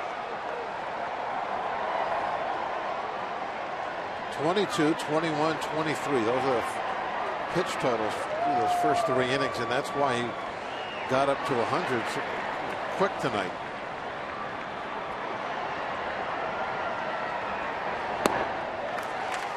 Two and one on Christian Yelich.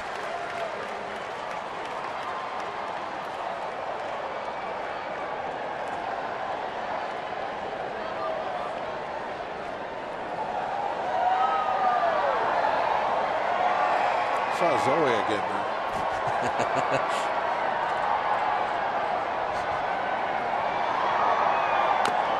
2-2 now. Christian Yelich. Oh, there's Zoe. Oh, it's a dance for us this time.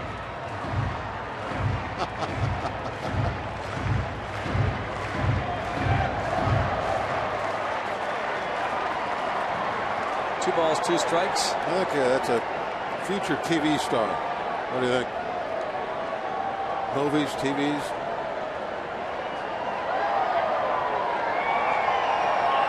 Two and two on Yelich.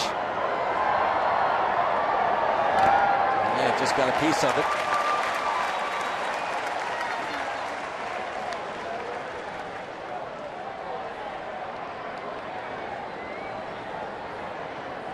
Jeff Locke threw 176 innings total last year, combined with Indy and the Pirates. So the Bucks kind of monitoring that.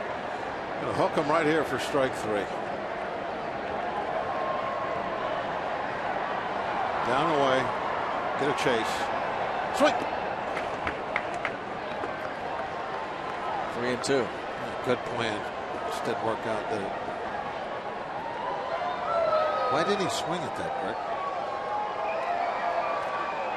Always wondered about the hitters. I would hope so.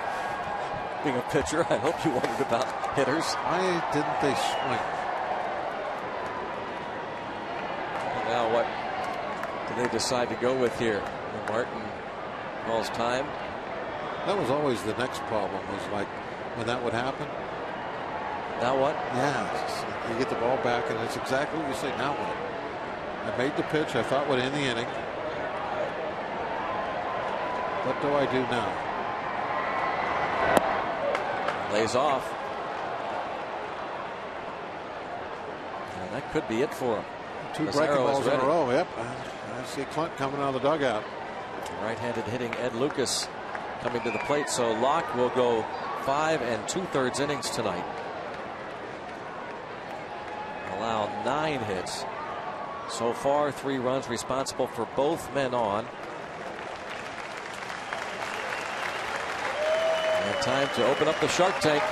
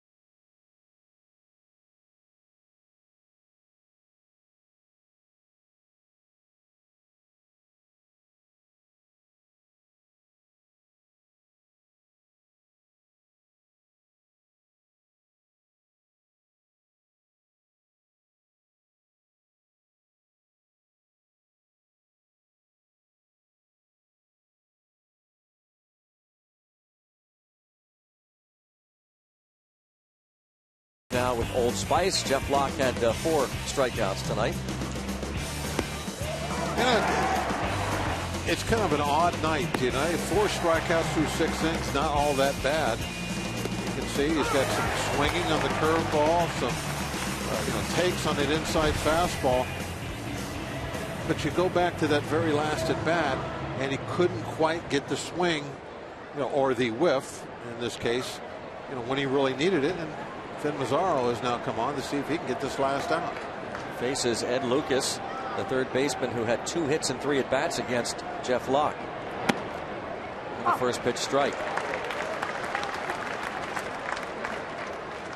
Well, I think that's universal.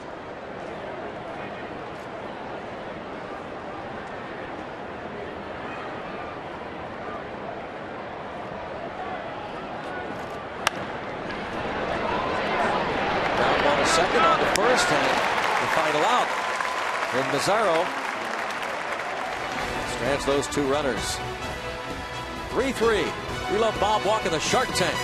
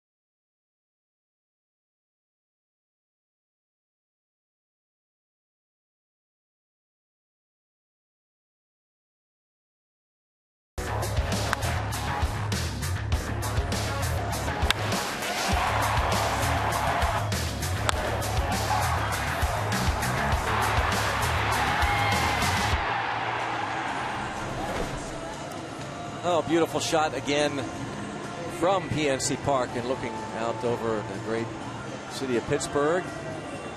3-3 ball games. We go to the bottom of the 6th inning. And Pedro Alvarez will lead things off. Last time up, RBI triple in the 3rd inning tied the game. And our AT&T tweet scrolling down below talking about that 3-base hit from the bull, El Toro. And you can see why. He's right on the money. You know, asking him how he came up with that nickname. He said, I didn't. He said, my dad called me that when I was a little leaguer because I ran like a bull. And he does when he runs. I agree. And he, you know, for a big guy, he is. And when he runs for a big guy, he can move it a little bit. And nice play there by the first baseman, Logan Morrison, to retire Pedro Alvarez. Morrison moved real quick like a bullfighter. Went sideways. And watch this bullfighter here. Very nice play by Logan. But I agree 100% that Alvarez, he could be very deceptive when he gets rolling. He runs pretty well. As all bulls do. Here's Russell Martin. He has struck out twice.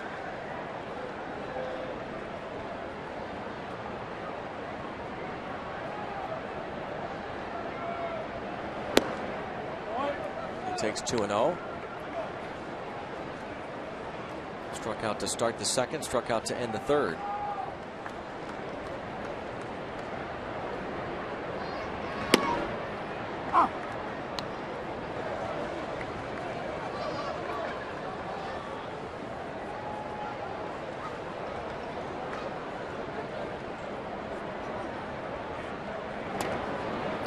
Two now. Jeff Locke finished for the night. He goes 5 2/3. Gives up the 3 runs. A bit of a tough evening, but you know, this kind of thing happens to everybody. You have a little bit of a stretch. You got to battle. But I also think it's kind of a mark of where he has come. That on a night that he's had the battle, it's 3-3. It's not like, the game's over. He's set the bar pretty high in his first full year in the big leagues, hasn't he? Yes, he has. So, you know, there's a game where he pitches into the 6th inning, gives up 3 runs, and we're talking like he gave up 6 or something. No, that's not the case. Even when he's not got everything going his way, as far as where his pitchers are located, his luck, it was not really good tonight. Still, it's a 3-3 ball game right here toward the end, which is what the Pirates love to see. They're always wanting to, you know, put their bullpen up against somebody else. They'll win most of those games. This is a great situation for a W right now. 3-3. It'll be bullpen versus bullpen soon. What does Garrett Jones have to offer here this at bat against Henderson Alvarez? Was lined out to right, hit a ball to the warning track in center field.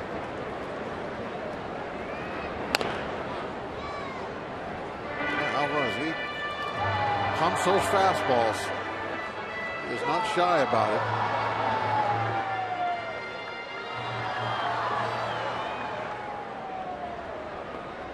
Not sure if I've ever seen a glove quite the color of his. And off the pitcher.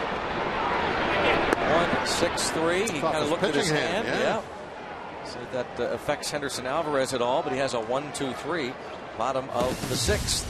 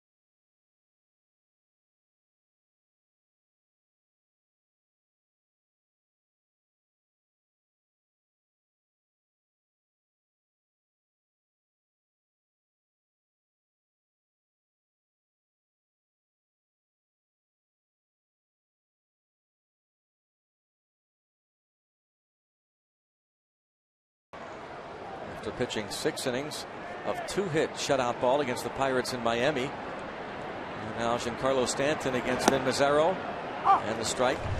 Let's see if it doesn't clip his hand here. It's just a natural reaction to try to get up and grab it. It didn't. It looked like maybe go off his thumb. Bullpen is quiet for the Fish.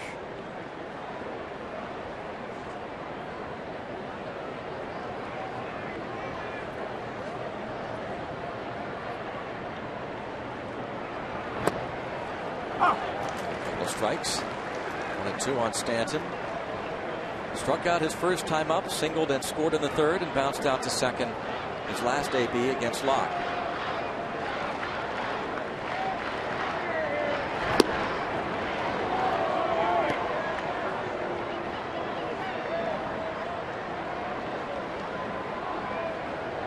Mazzaro pitched a couple of scoreless innings on Wednesday night against the Cardinals.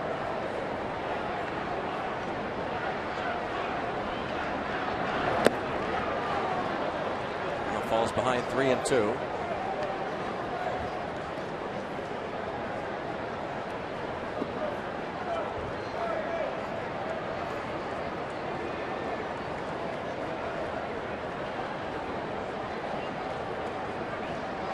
long leather thongs hanging off the glove.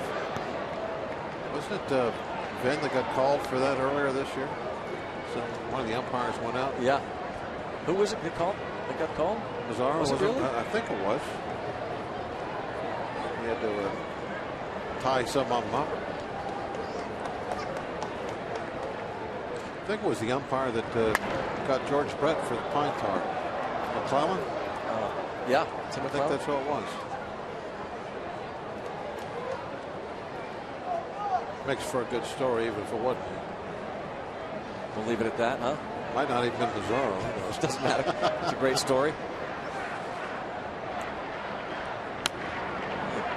He used to be, very touchy about that kind of stuff. Remember, for a long time, you couldn't have a gold chain around your neck, anything like that. They'd make you take it off right there on the mound. They've become a little more liberal with that now, and the long leather strings coming off, they didn't like that either. Tap toward third, a foul ball as Stanton fouls off another pitch.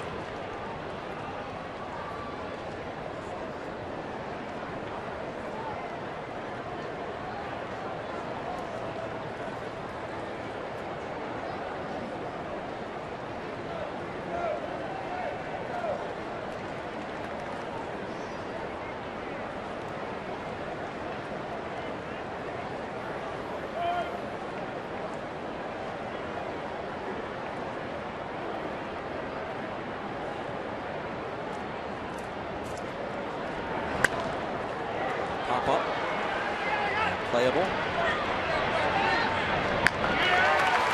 They get Stanton. Check out some news down in the minor leagues. And Jameson Taillon made his AAA debut. Gave up, I think, 3 first-inning runs, but then really settled down and actually, from all reports, looked very good for Indianapolis, his AAA debut. Andrew Lambeau homered last night. He just homered again tonight for the Indianapolis Indians. And Alex Dickerson was Player of the Month in the Eastern League. Lambeau now for the season over 90 RBIs. 45 ribbies at AAA Indy. And there's a shot off of Mercer. And maybe, I thought he might go ahead and throw it because Morrison not running all that well down the line, but he held on to it, and a base hit for Logan Morrison. Yeah, Andrew Lambeau is, I think, simply forcing the Pirates' hand, or going to. Something that you just can't ignore. The Pirates, I don't think, will ignore much longer. How can you? Ball hit very hard off the heel of the glove of Mercer.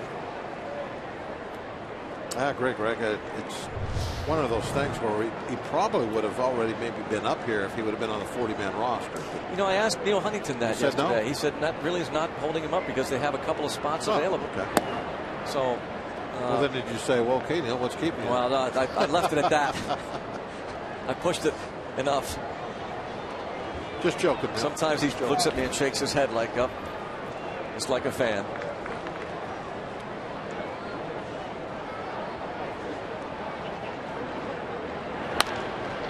Just right through the hole. And the runners at first and second. Solano, his third hit tonight.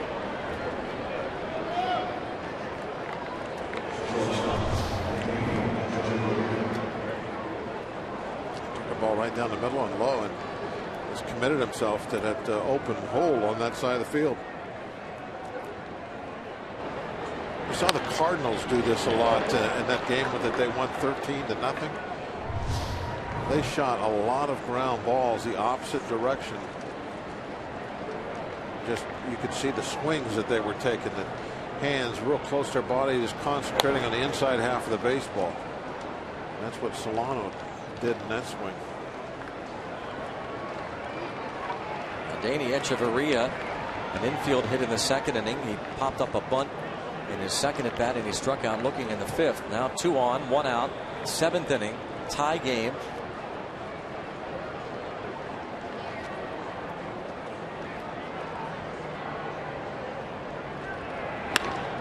And towards center field, shallow, and diving catch by Andrew McCutchen. What a play! Robbing Echeverria of a hit, and perhaps the Marlins of a run. This is a must catch once he commits to it. We're in big trouble if he doesn't get to this ball and it gets by him to the pin. Beautiful job. I mean, he is just laid out for this one, reaching as far as he can. That's something special right there. Something special from the Gold Glover. The concentration on his eyes is watching that ball all the way to the leather. He's had some big catches this year, but that one is going to rank up there in the top 2 or 3. What a play. So many times you see outfielders in this day and age make unnecessary dives or slides, but that one, as you said, Bob, had to go all out and reach leave the ground as far as he could. Huge catch. That might be a game winner. I mean, obviously, it has a giant effect on this inning to this point. And you win this game by a run. Well, there it is. That's the difference.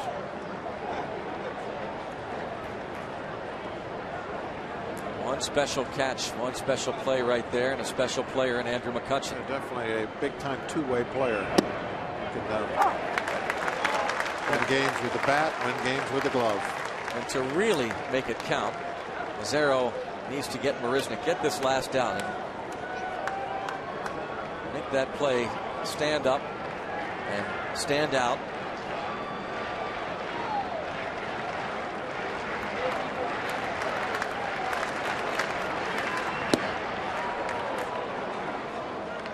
Two and 2 on Marisnick. AGH Cam with that concentration. Look at his eyes.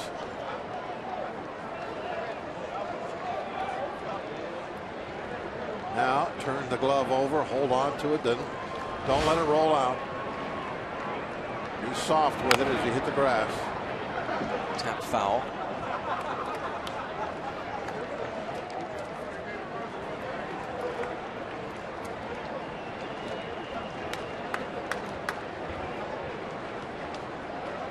On his first Gold Glove. One of several I'm sure he'll have on the mantle when it's all said and done.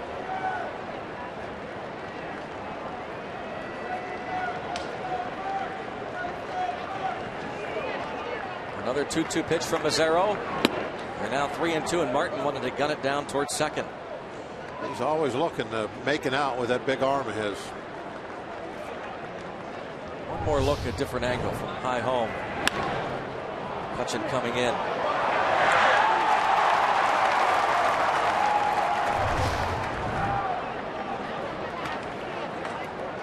So again, Mazzaro looking to get this out. Real good jump, and then, of course, he's got that natural ability with that great speed to close on that ball. Bounce toward third. Alvarez will have to throw to first, and safe at first. A little hesitation. Alvarez took a step toward the bag, and everybody's safe. On the 3-2, runners were going. And I think maybe Pedro might have forgot that. He thought he was just going to run to the bag. But the runners are on the move, so he can't get there. They had to unload it. Not much of a hesitation.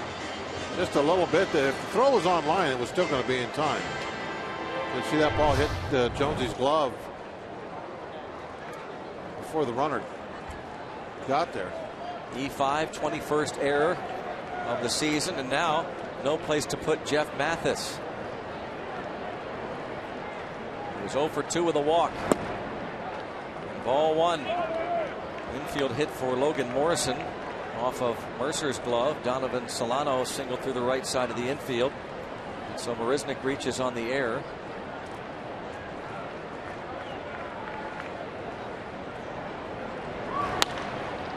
Hit the other way. This could be trouble. It's foul. Foul by a few inches.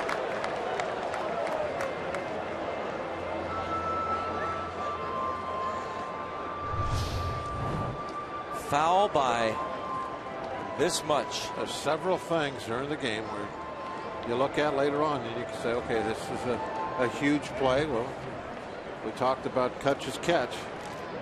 That one hooking or slicing just a little bit over in the foul territory. That's another big non-fly.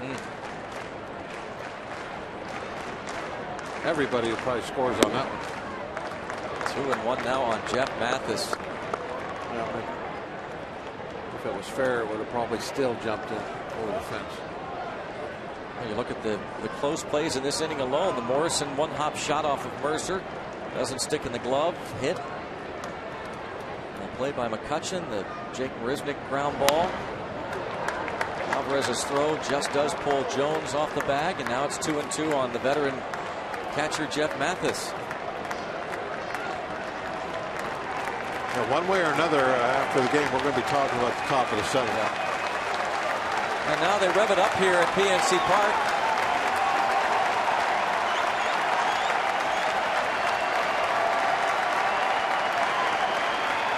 Big pitch. 3-2. And now an even bigger pitch from Mazzaro.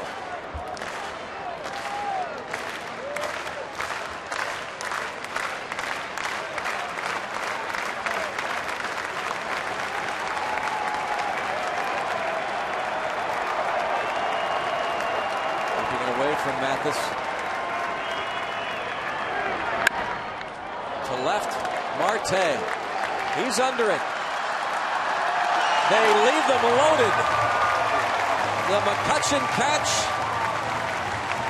and Mazzaro picks up Alvarez as he gets Mathis to fly out on a 3-2 pitch. We'll keep it right here. A nice crowd on hand, and they will greet McCutchen when he gets back to the dugout. The Pirates and the Marlins playing game 1 of this 3-game series, tied in the 7th. Home on Root Sports as we sing "Take Me Out to the Ball Game."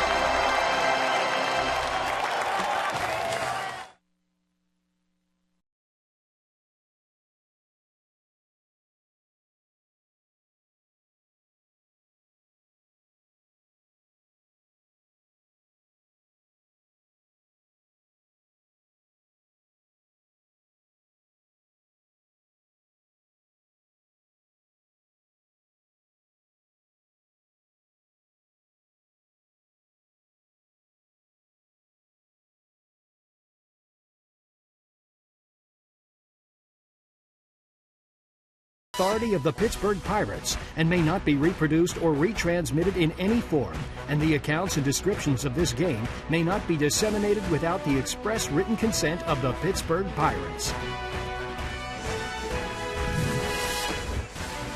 They've been treated to another good one here at PNC Park. This magical season continues. Going to the bottom of the 7th inning, tied up at 3. Behind that scoreboard as well. 2 more games left on this homestand. Tomorrow night, get your tickets to see Charlie Morton against Tom Kohler, 7:05 first pitch. And then that rematch, the 2 bright young pitchers, Jose Fernandez and Garrett Cole, the rematch. 12:35 matinee game on Thursday. Go to Pirates.com. Cardinals and the Dodgers scoreless in the 4th. The Reds lead 3-0 in the 6th over Oakland. Charlie Morton. Ball bunted by Presley. And quickly off the mound, Alvarez guns out Alex Presley.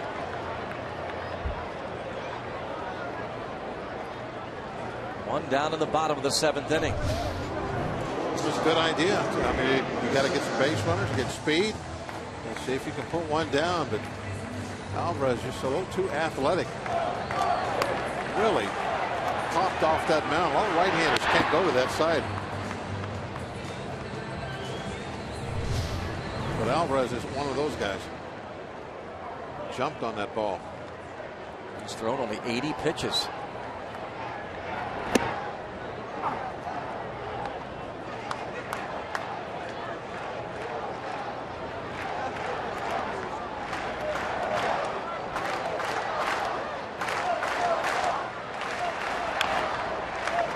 Answer 1 for 2.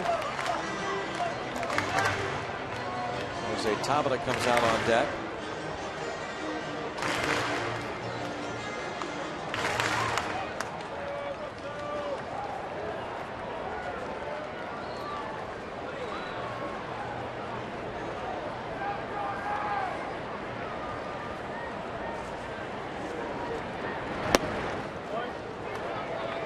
One ball and 2 strikes.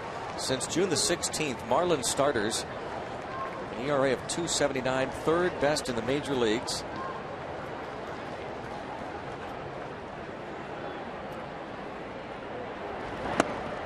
This Marlins pitching staff has gone now, coming into this game, 12 consecutive games without allowing a home run.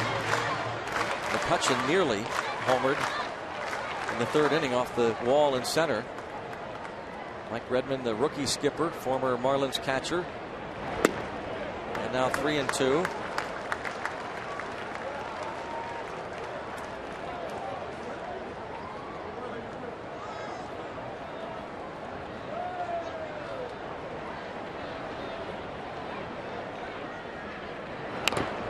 Fouled off. Still 3-2 on Mercer. Single to start the 3rd. Fly to center field in the 4th inning.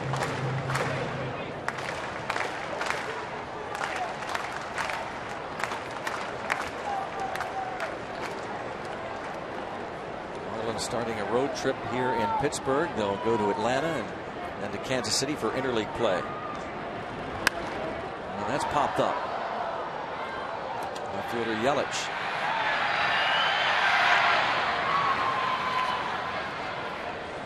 Six straight sent down since the Walker single. Pretty tough road trip when you think about it. Kansas City, long ways, over 500, 5 games. Of course, Atlanta, one of the better teams in baseball. They've won 11 in a row. And I like to think that the Pirates are obviously one of the best teams in baseball.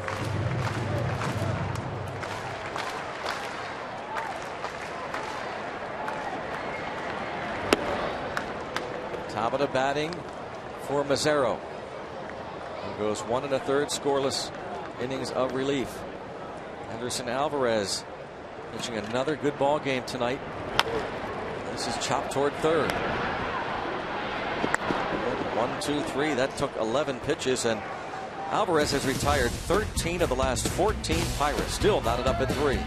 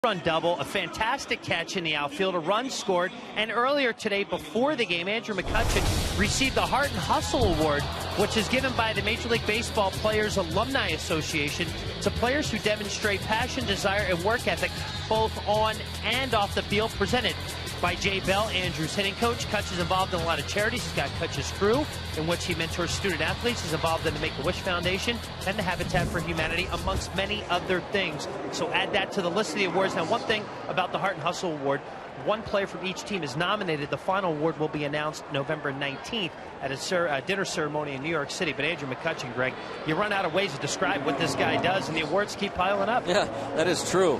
And no one more deserving of that award. But, yeah, you run out of adjectives, accolades for Andrew McCutchen. Good point. The Roberto Clemente Award winner last year. Tony Watson takes over. Tony Watson having a fine year. You can see by the stats. He's just another one of those sharks coming out of that aquarium that can do it all. Can pitch to one hitter, can go 2 innings. Justin Ruggiano bats for Henderson Alvarez. It's kind of like the bullpen is mentioned this the other night. I don't know if I was with you or Tim. They're like a Swiss Army knife. It's whatever Clint needs, they're able to provide. Left-hander, right-hander, get one hitter, throw 3 innings. There's everything there that a manager could need. Hutchin. And Justin Ruggiano's struggles continue. He is 0 for his last 34. That is the longest hitless streak in Marlins history. That's a long one. Shark week, troubled waters indeed. Shark going after the Marlin. Sharknado.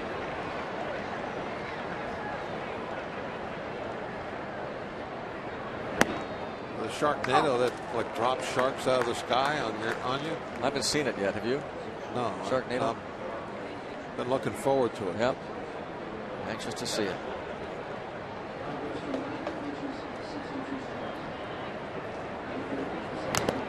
Oh, and 2 now on Yelich. 1 for 3 against Locke plus a walk.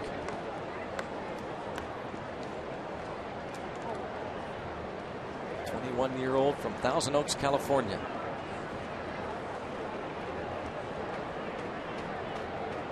Probably knows Jack Wilson. Probably does. He knows where Washington, PA is.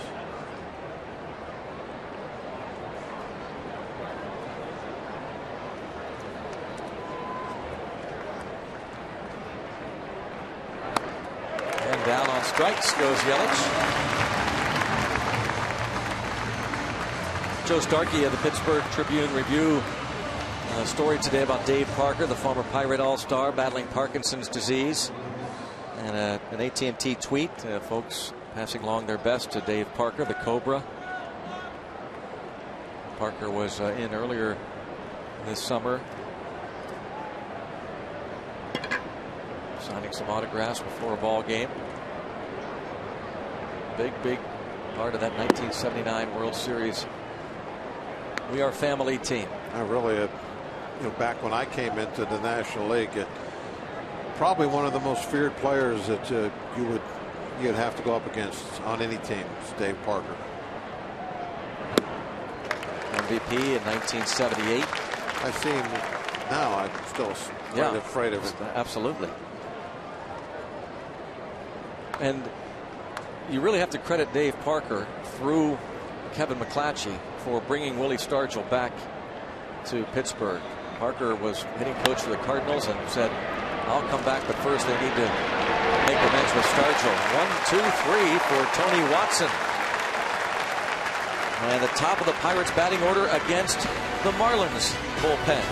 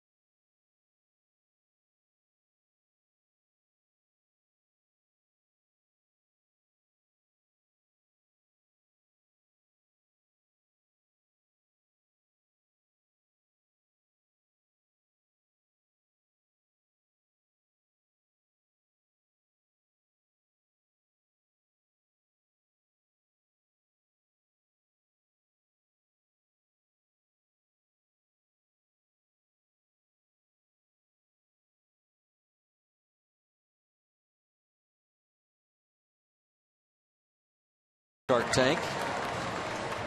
And Nazaro 1 1/3 scoreless. 1, 2, 3 in the 8th for Watson and former Pirate Chad Qualls now. Qualls had an embarrassing moment during this most recent homestand against the Mets. Gets a big out and celebrates, and that's what he does. He falls over. But look at the recovery. Great recovery. And bounce to his step. Actually, it was intentional on his part. And then, of course, the next day, crime scene, roped off. His jersey and uniform.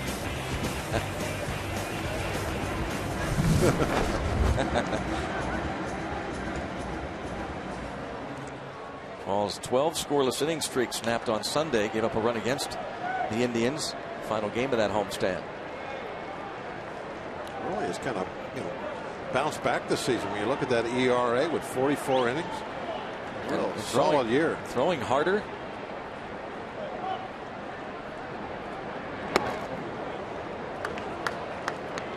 Into the mid-90s. Chad Qualls, the veteran acquired by the Pirates,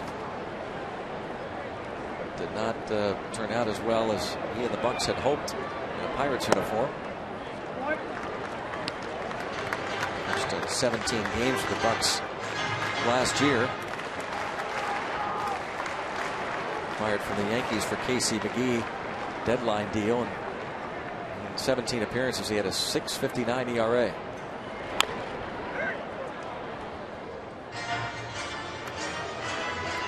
Marte is 0 for 3. The Pirates really were shut down by Alvarez after that 3 spot in the 3rd inning. 2 critical hits, the 2-run 2-out double by McCutchen, followed by the RBI triple by Alvarez that tied the game. And after that, Henderson Alvarez retired 13 of the last 14 Pirates.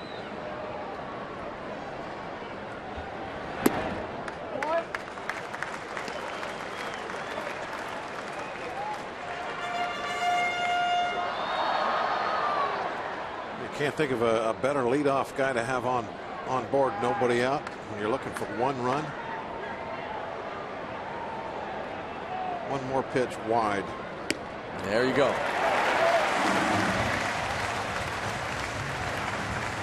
3 of 4 have stolen successfully against Qualls this season.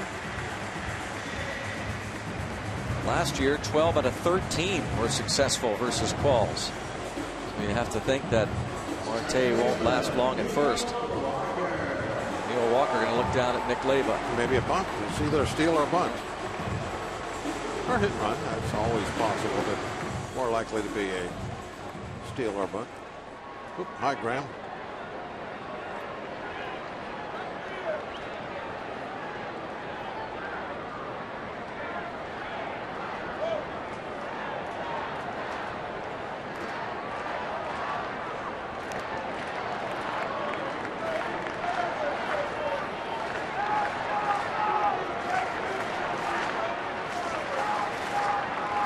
Nobody out, tie game, and Marte, 32 steals. 5 behind Everth Cabrera, who was suspended yesterday for 50 games. So Marte is going to wind up passing him, you would think. Gene Segura is behind Marte by 1.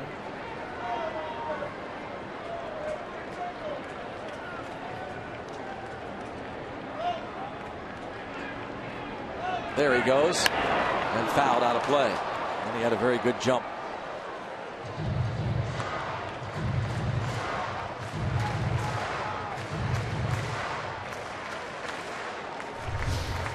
Straight steal or hit and run. Let's watch. He did take a peek, but I think it was after he heard contact.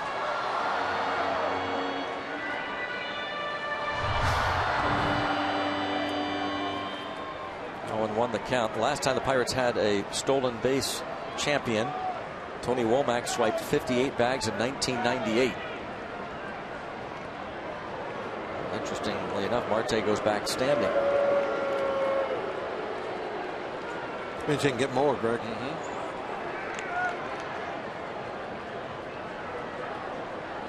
Ball's not real quick to the plate.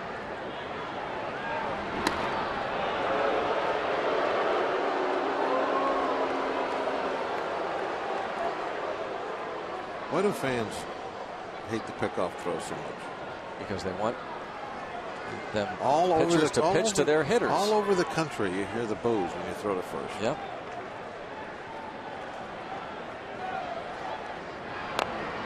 Bunted the right side by Walker and dropped by Qualls.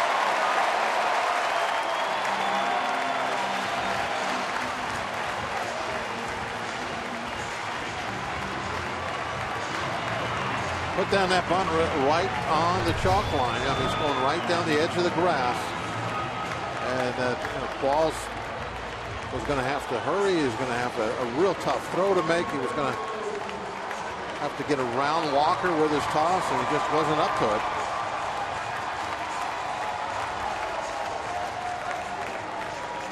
AGH cam look at the misplay. Yep. Looked up toward first base. Got a feeling for the baseball, perhaps.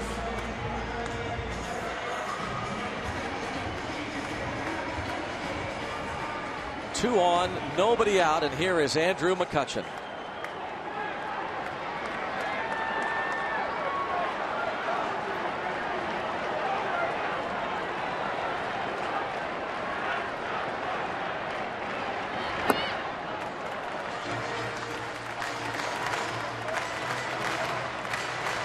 strikes on McCutchen.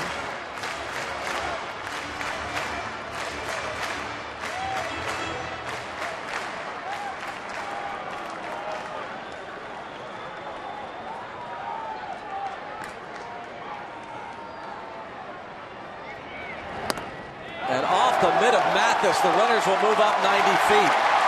Might be another pass ball. Huge play.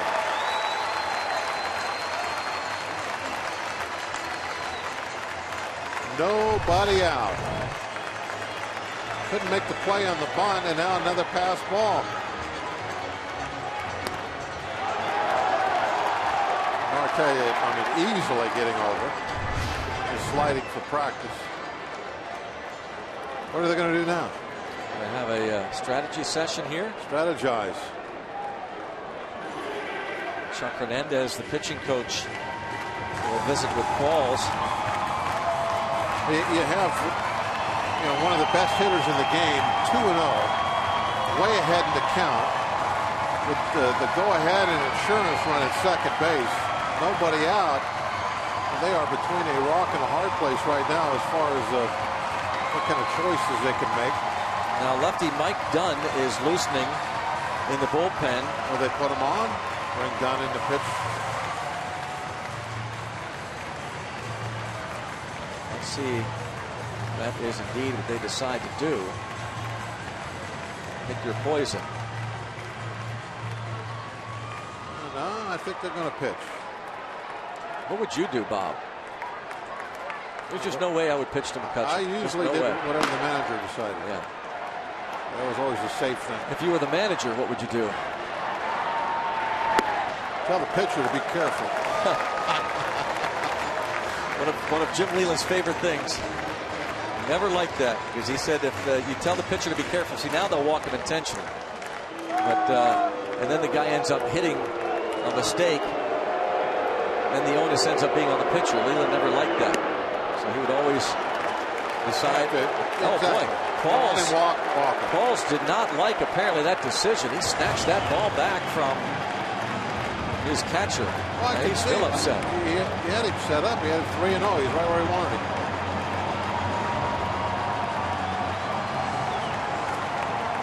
And now here comes Mike Redmond, but first we show you the triple by Pedro Alvarez in the third inning that tied this game. Fourth career triple for Alvarez, his first this season. He will be facing a left-handed pitcher.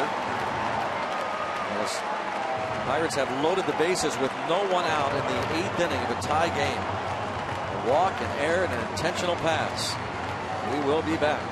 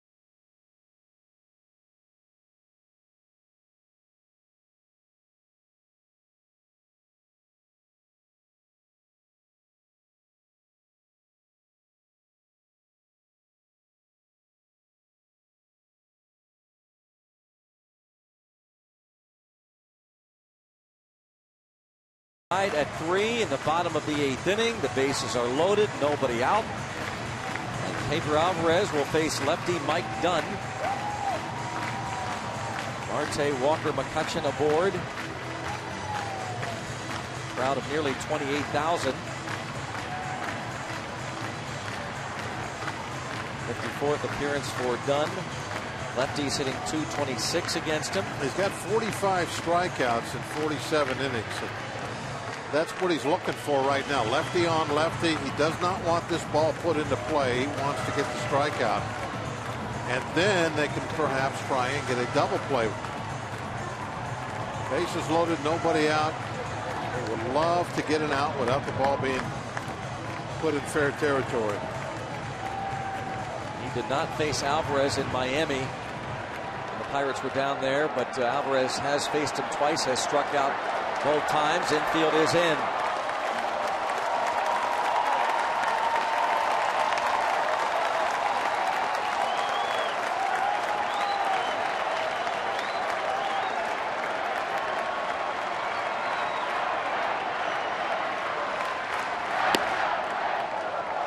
Ball one. That's always a big pitch if you're going for a strikeout. You don't want to fall behind right away. Manage goes to Pedro.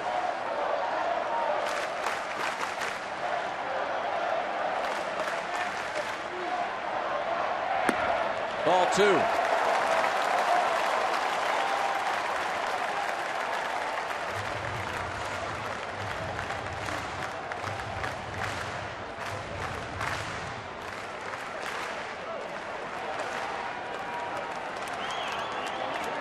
Hoping to do that tonight. 2-0.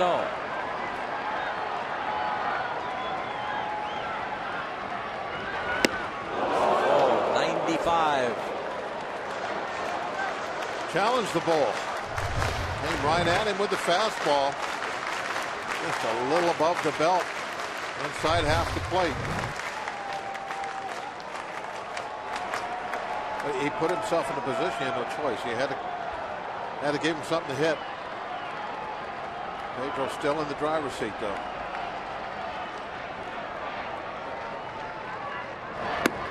Yes, he did. He'll appeal it. 2-2. Another fastball. I think that one in a better spot, up and in. Pedro trying to hold up. That came around. Quite a ways, really. You look at that replay. It's well out in front of the plate.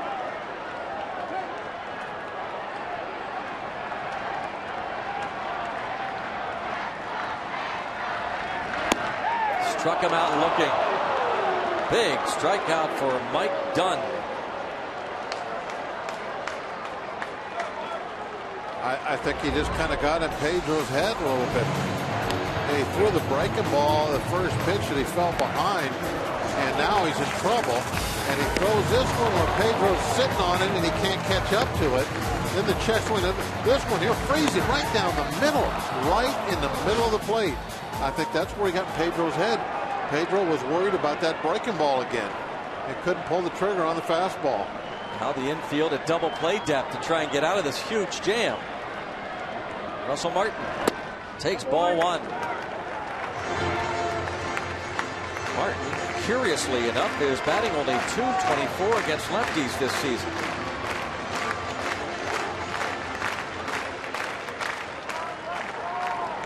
Chad Qualls responsible for the runners.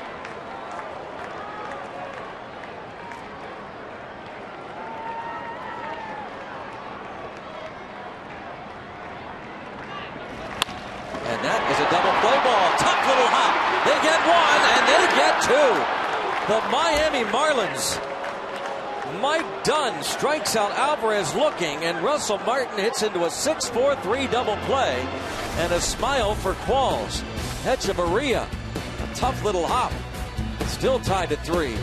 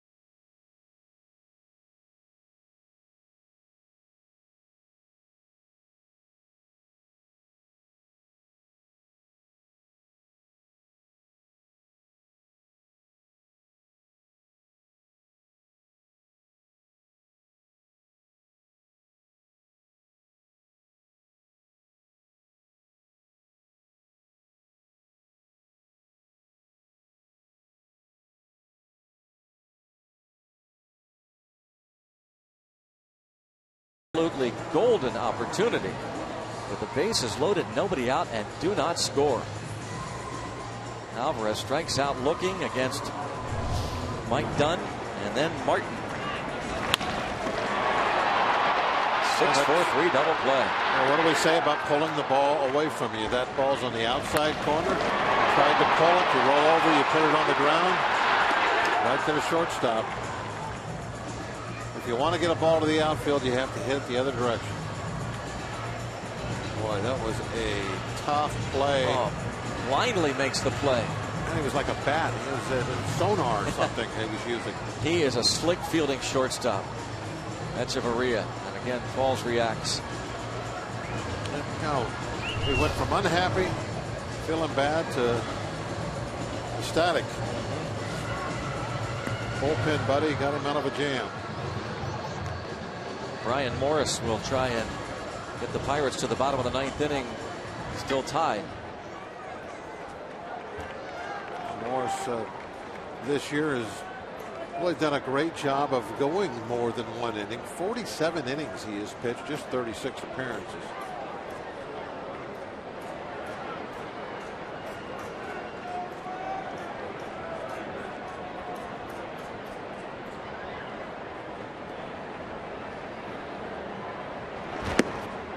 One of the things that Clint talked about a couple weeks ago, I think, was how he's got a bullpen this year that he doesn't have to worry about pitching him always just one inning.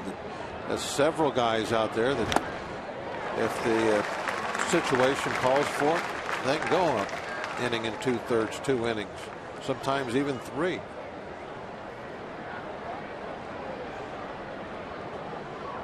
Makes some of your strategies easier to work out. Oh, nicely done by Brian Morris to make quick work of Giancarlo Stanton.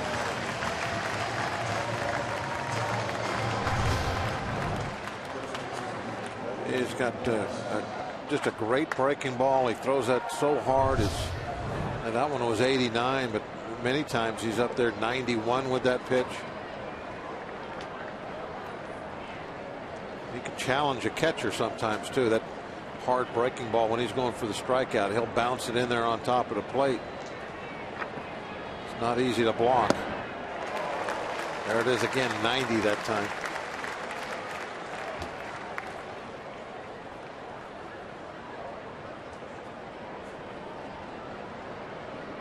Logan Morrison on base 3 straight times. RBI single in the 3rd, walked in the 5th, infield single in the 7th.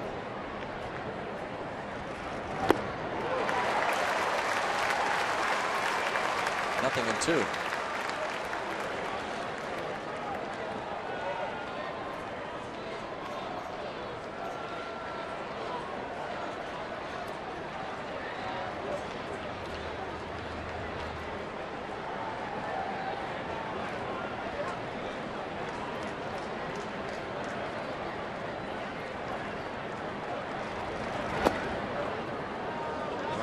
Would like to have a quick 1-2-3 inning.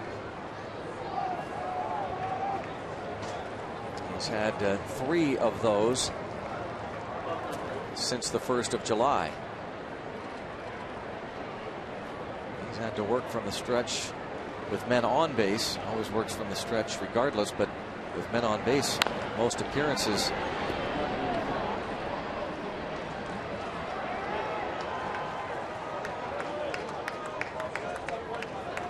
Last 15 appearances for Brian Morris. Had a 1-2-3 inning against these Marlins on the 27th of July. He's got Logan Morrison in the hole, 1-2.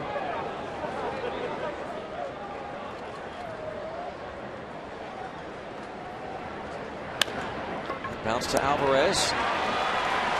Takes away that second hop. 2 up and 2 down. We take a look at the Nissan road ahead. Pitching matchups tomorrow night. Tom Kohler goes for the Fish. He's 3-6, 4.34 ERA. Charlie Morton is 3-3, and ERA just over 4. And then Thursday afternoon, the matchup of 2 great young starters: 20-year-old Jose Fernandez, the All-Star, and 22-year-old Garrett Cole gets his second shot at Fernandez. 12:35 first pitch on Thursday. Garrett's looking forward to it. Yes, he is. Charlie Morton, too, looking for a bounce-back start as Solano taps this ball foul. Kind of like a starter's row at that end of the bullpen. They all Jose Fernandez sit there every night. Fernandez. Boy, he's the what a talent. National League Rookie of the Month for July. Went 3-1, a 2.06 ERA last month.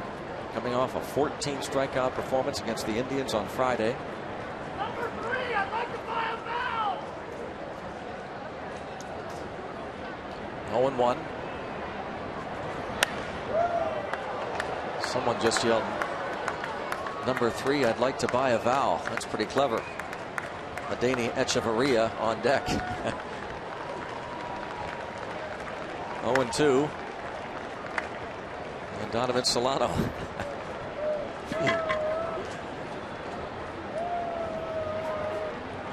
And he owes. Yeah.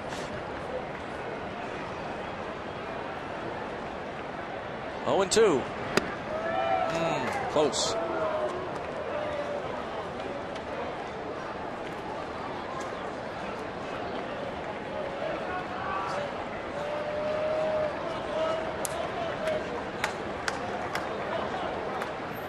One ball, 2 strikes on Solano. Bounce past Morris. There's Walker. And there's a 1-2-3 top of the 9th. Just 11 pitches for Brian Morris. Garrett Jones will lead off the bottom of the 9th. Pirates look to walk off against the Fish.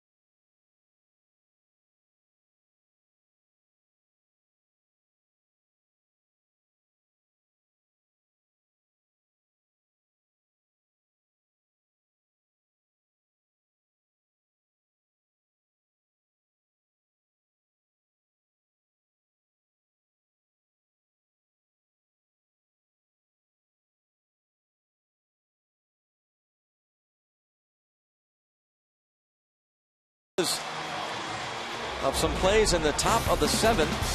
Adeiny Hechavarria with 2 men on and 1 out. Andrew McCutchen makes one of the top plays of the year, robbing Hechavarria of a hit and the Marlins of a run. Jake Marisnick nearly brought everybody in. Later, that was Mathis. Jeff Mathis with the bases loaded and 2 outs, and then eventually would fly out to left.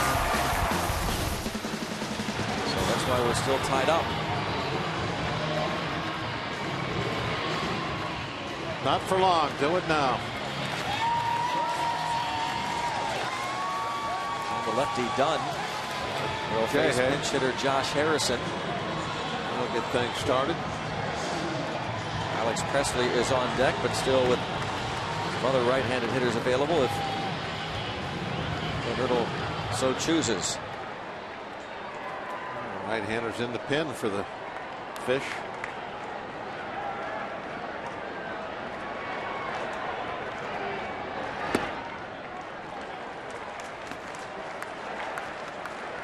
There's Ryan Webb.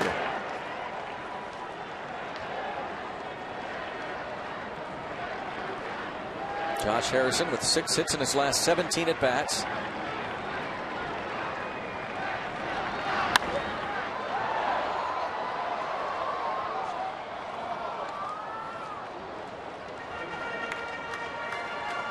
Ball and 1 strike.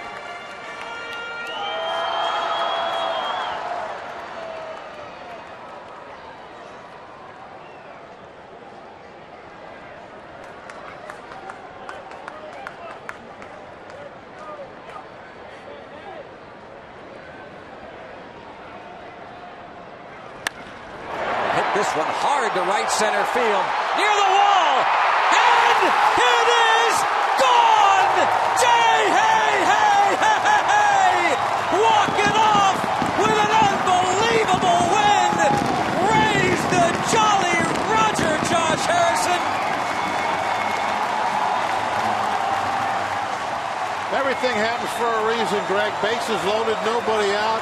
They come up empty, because Jay Hay wanted to be the star tonight. How about that? Somebody different every game. This magical season just keeps getting better. He gets up there, he's leading off. He's got some speed. You just want to get him on base. And he powers one over the fence for the win. How do you like that? They love that. Shark Tank, another win.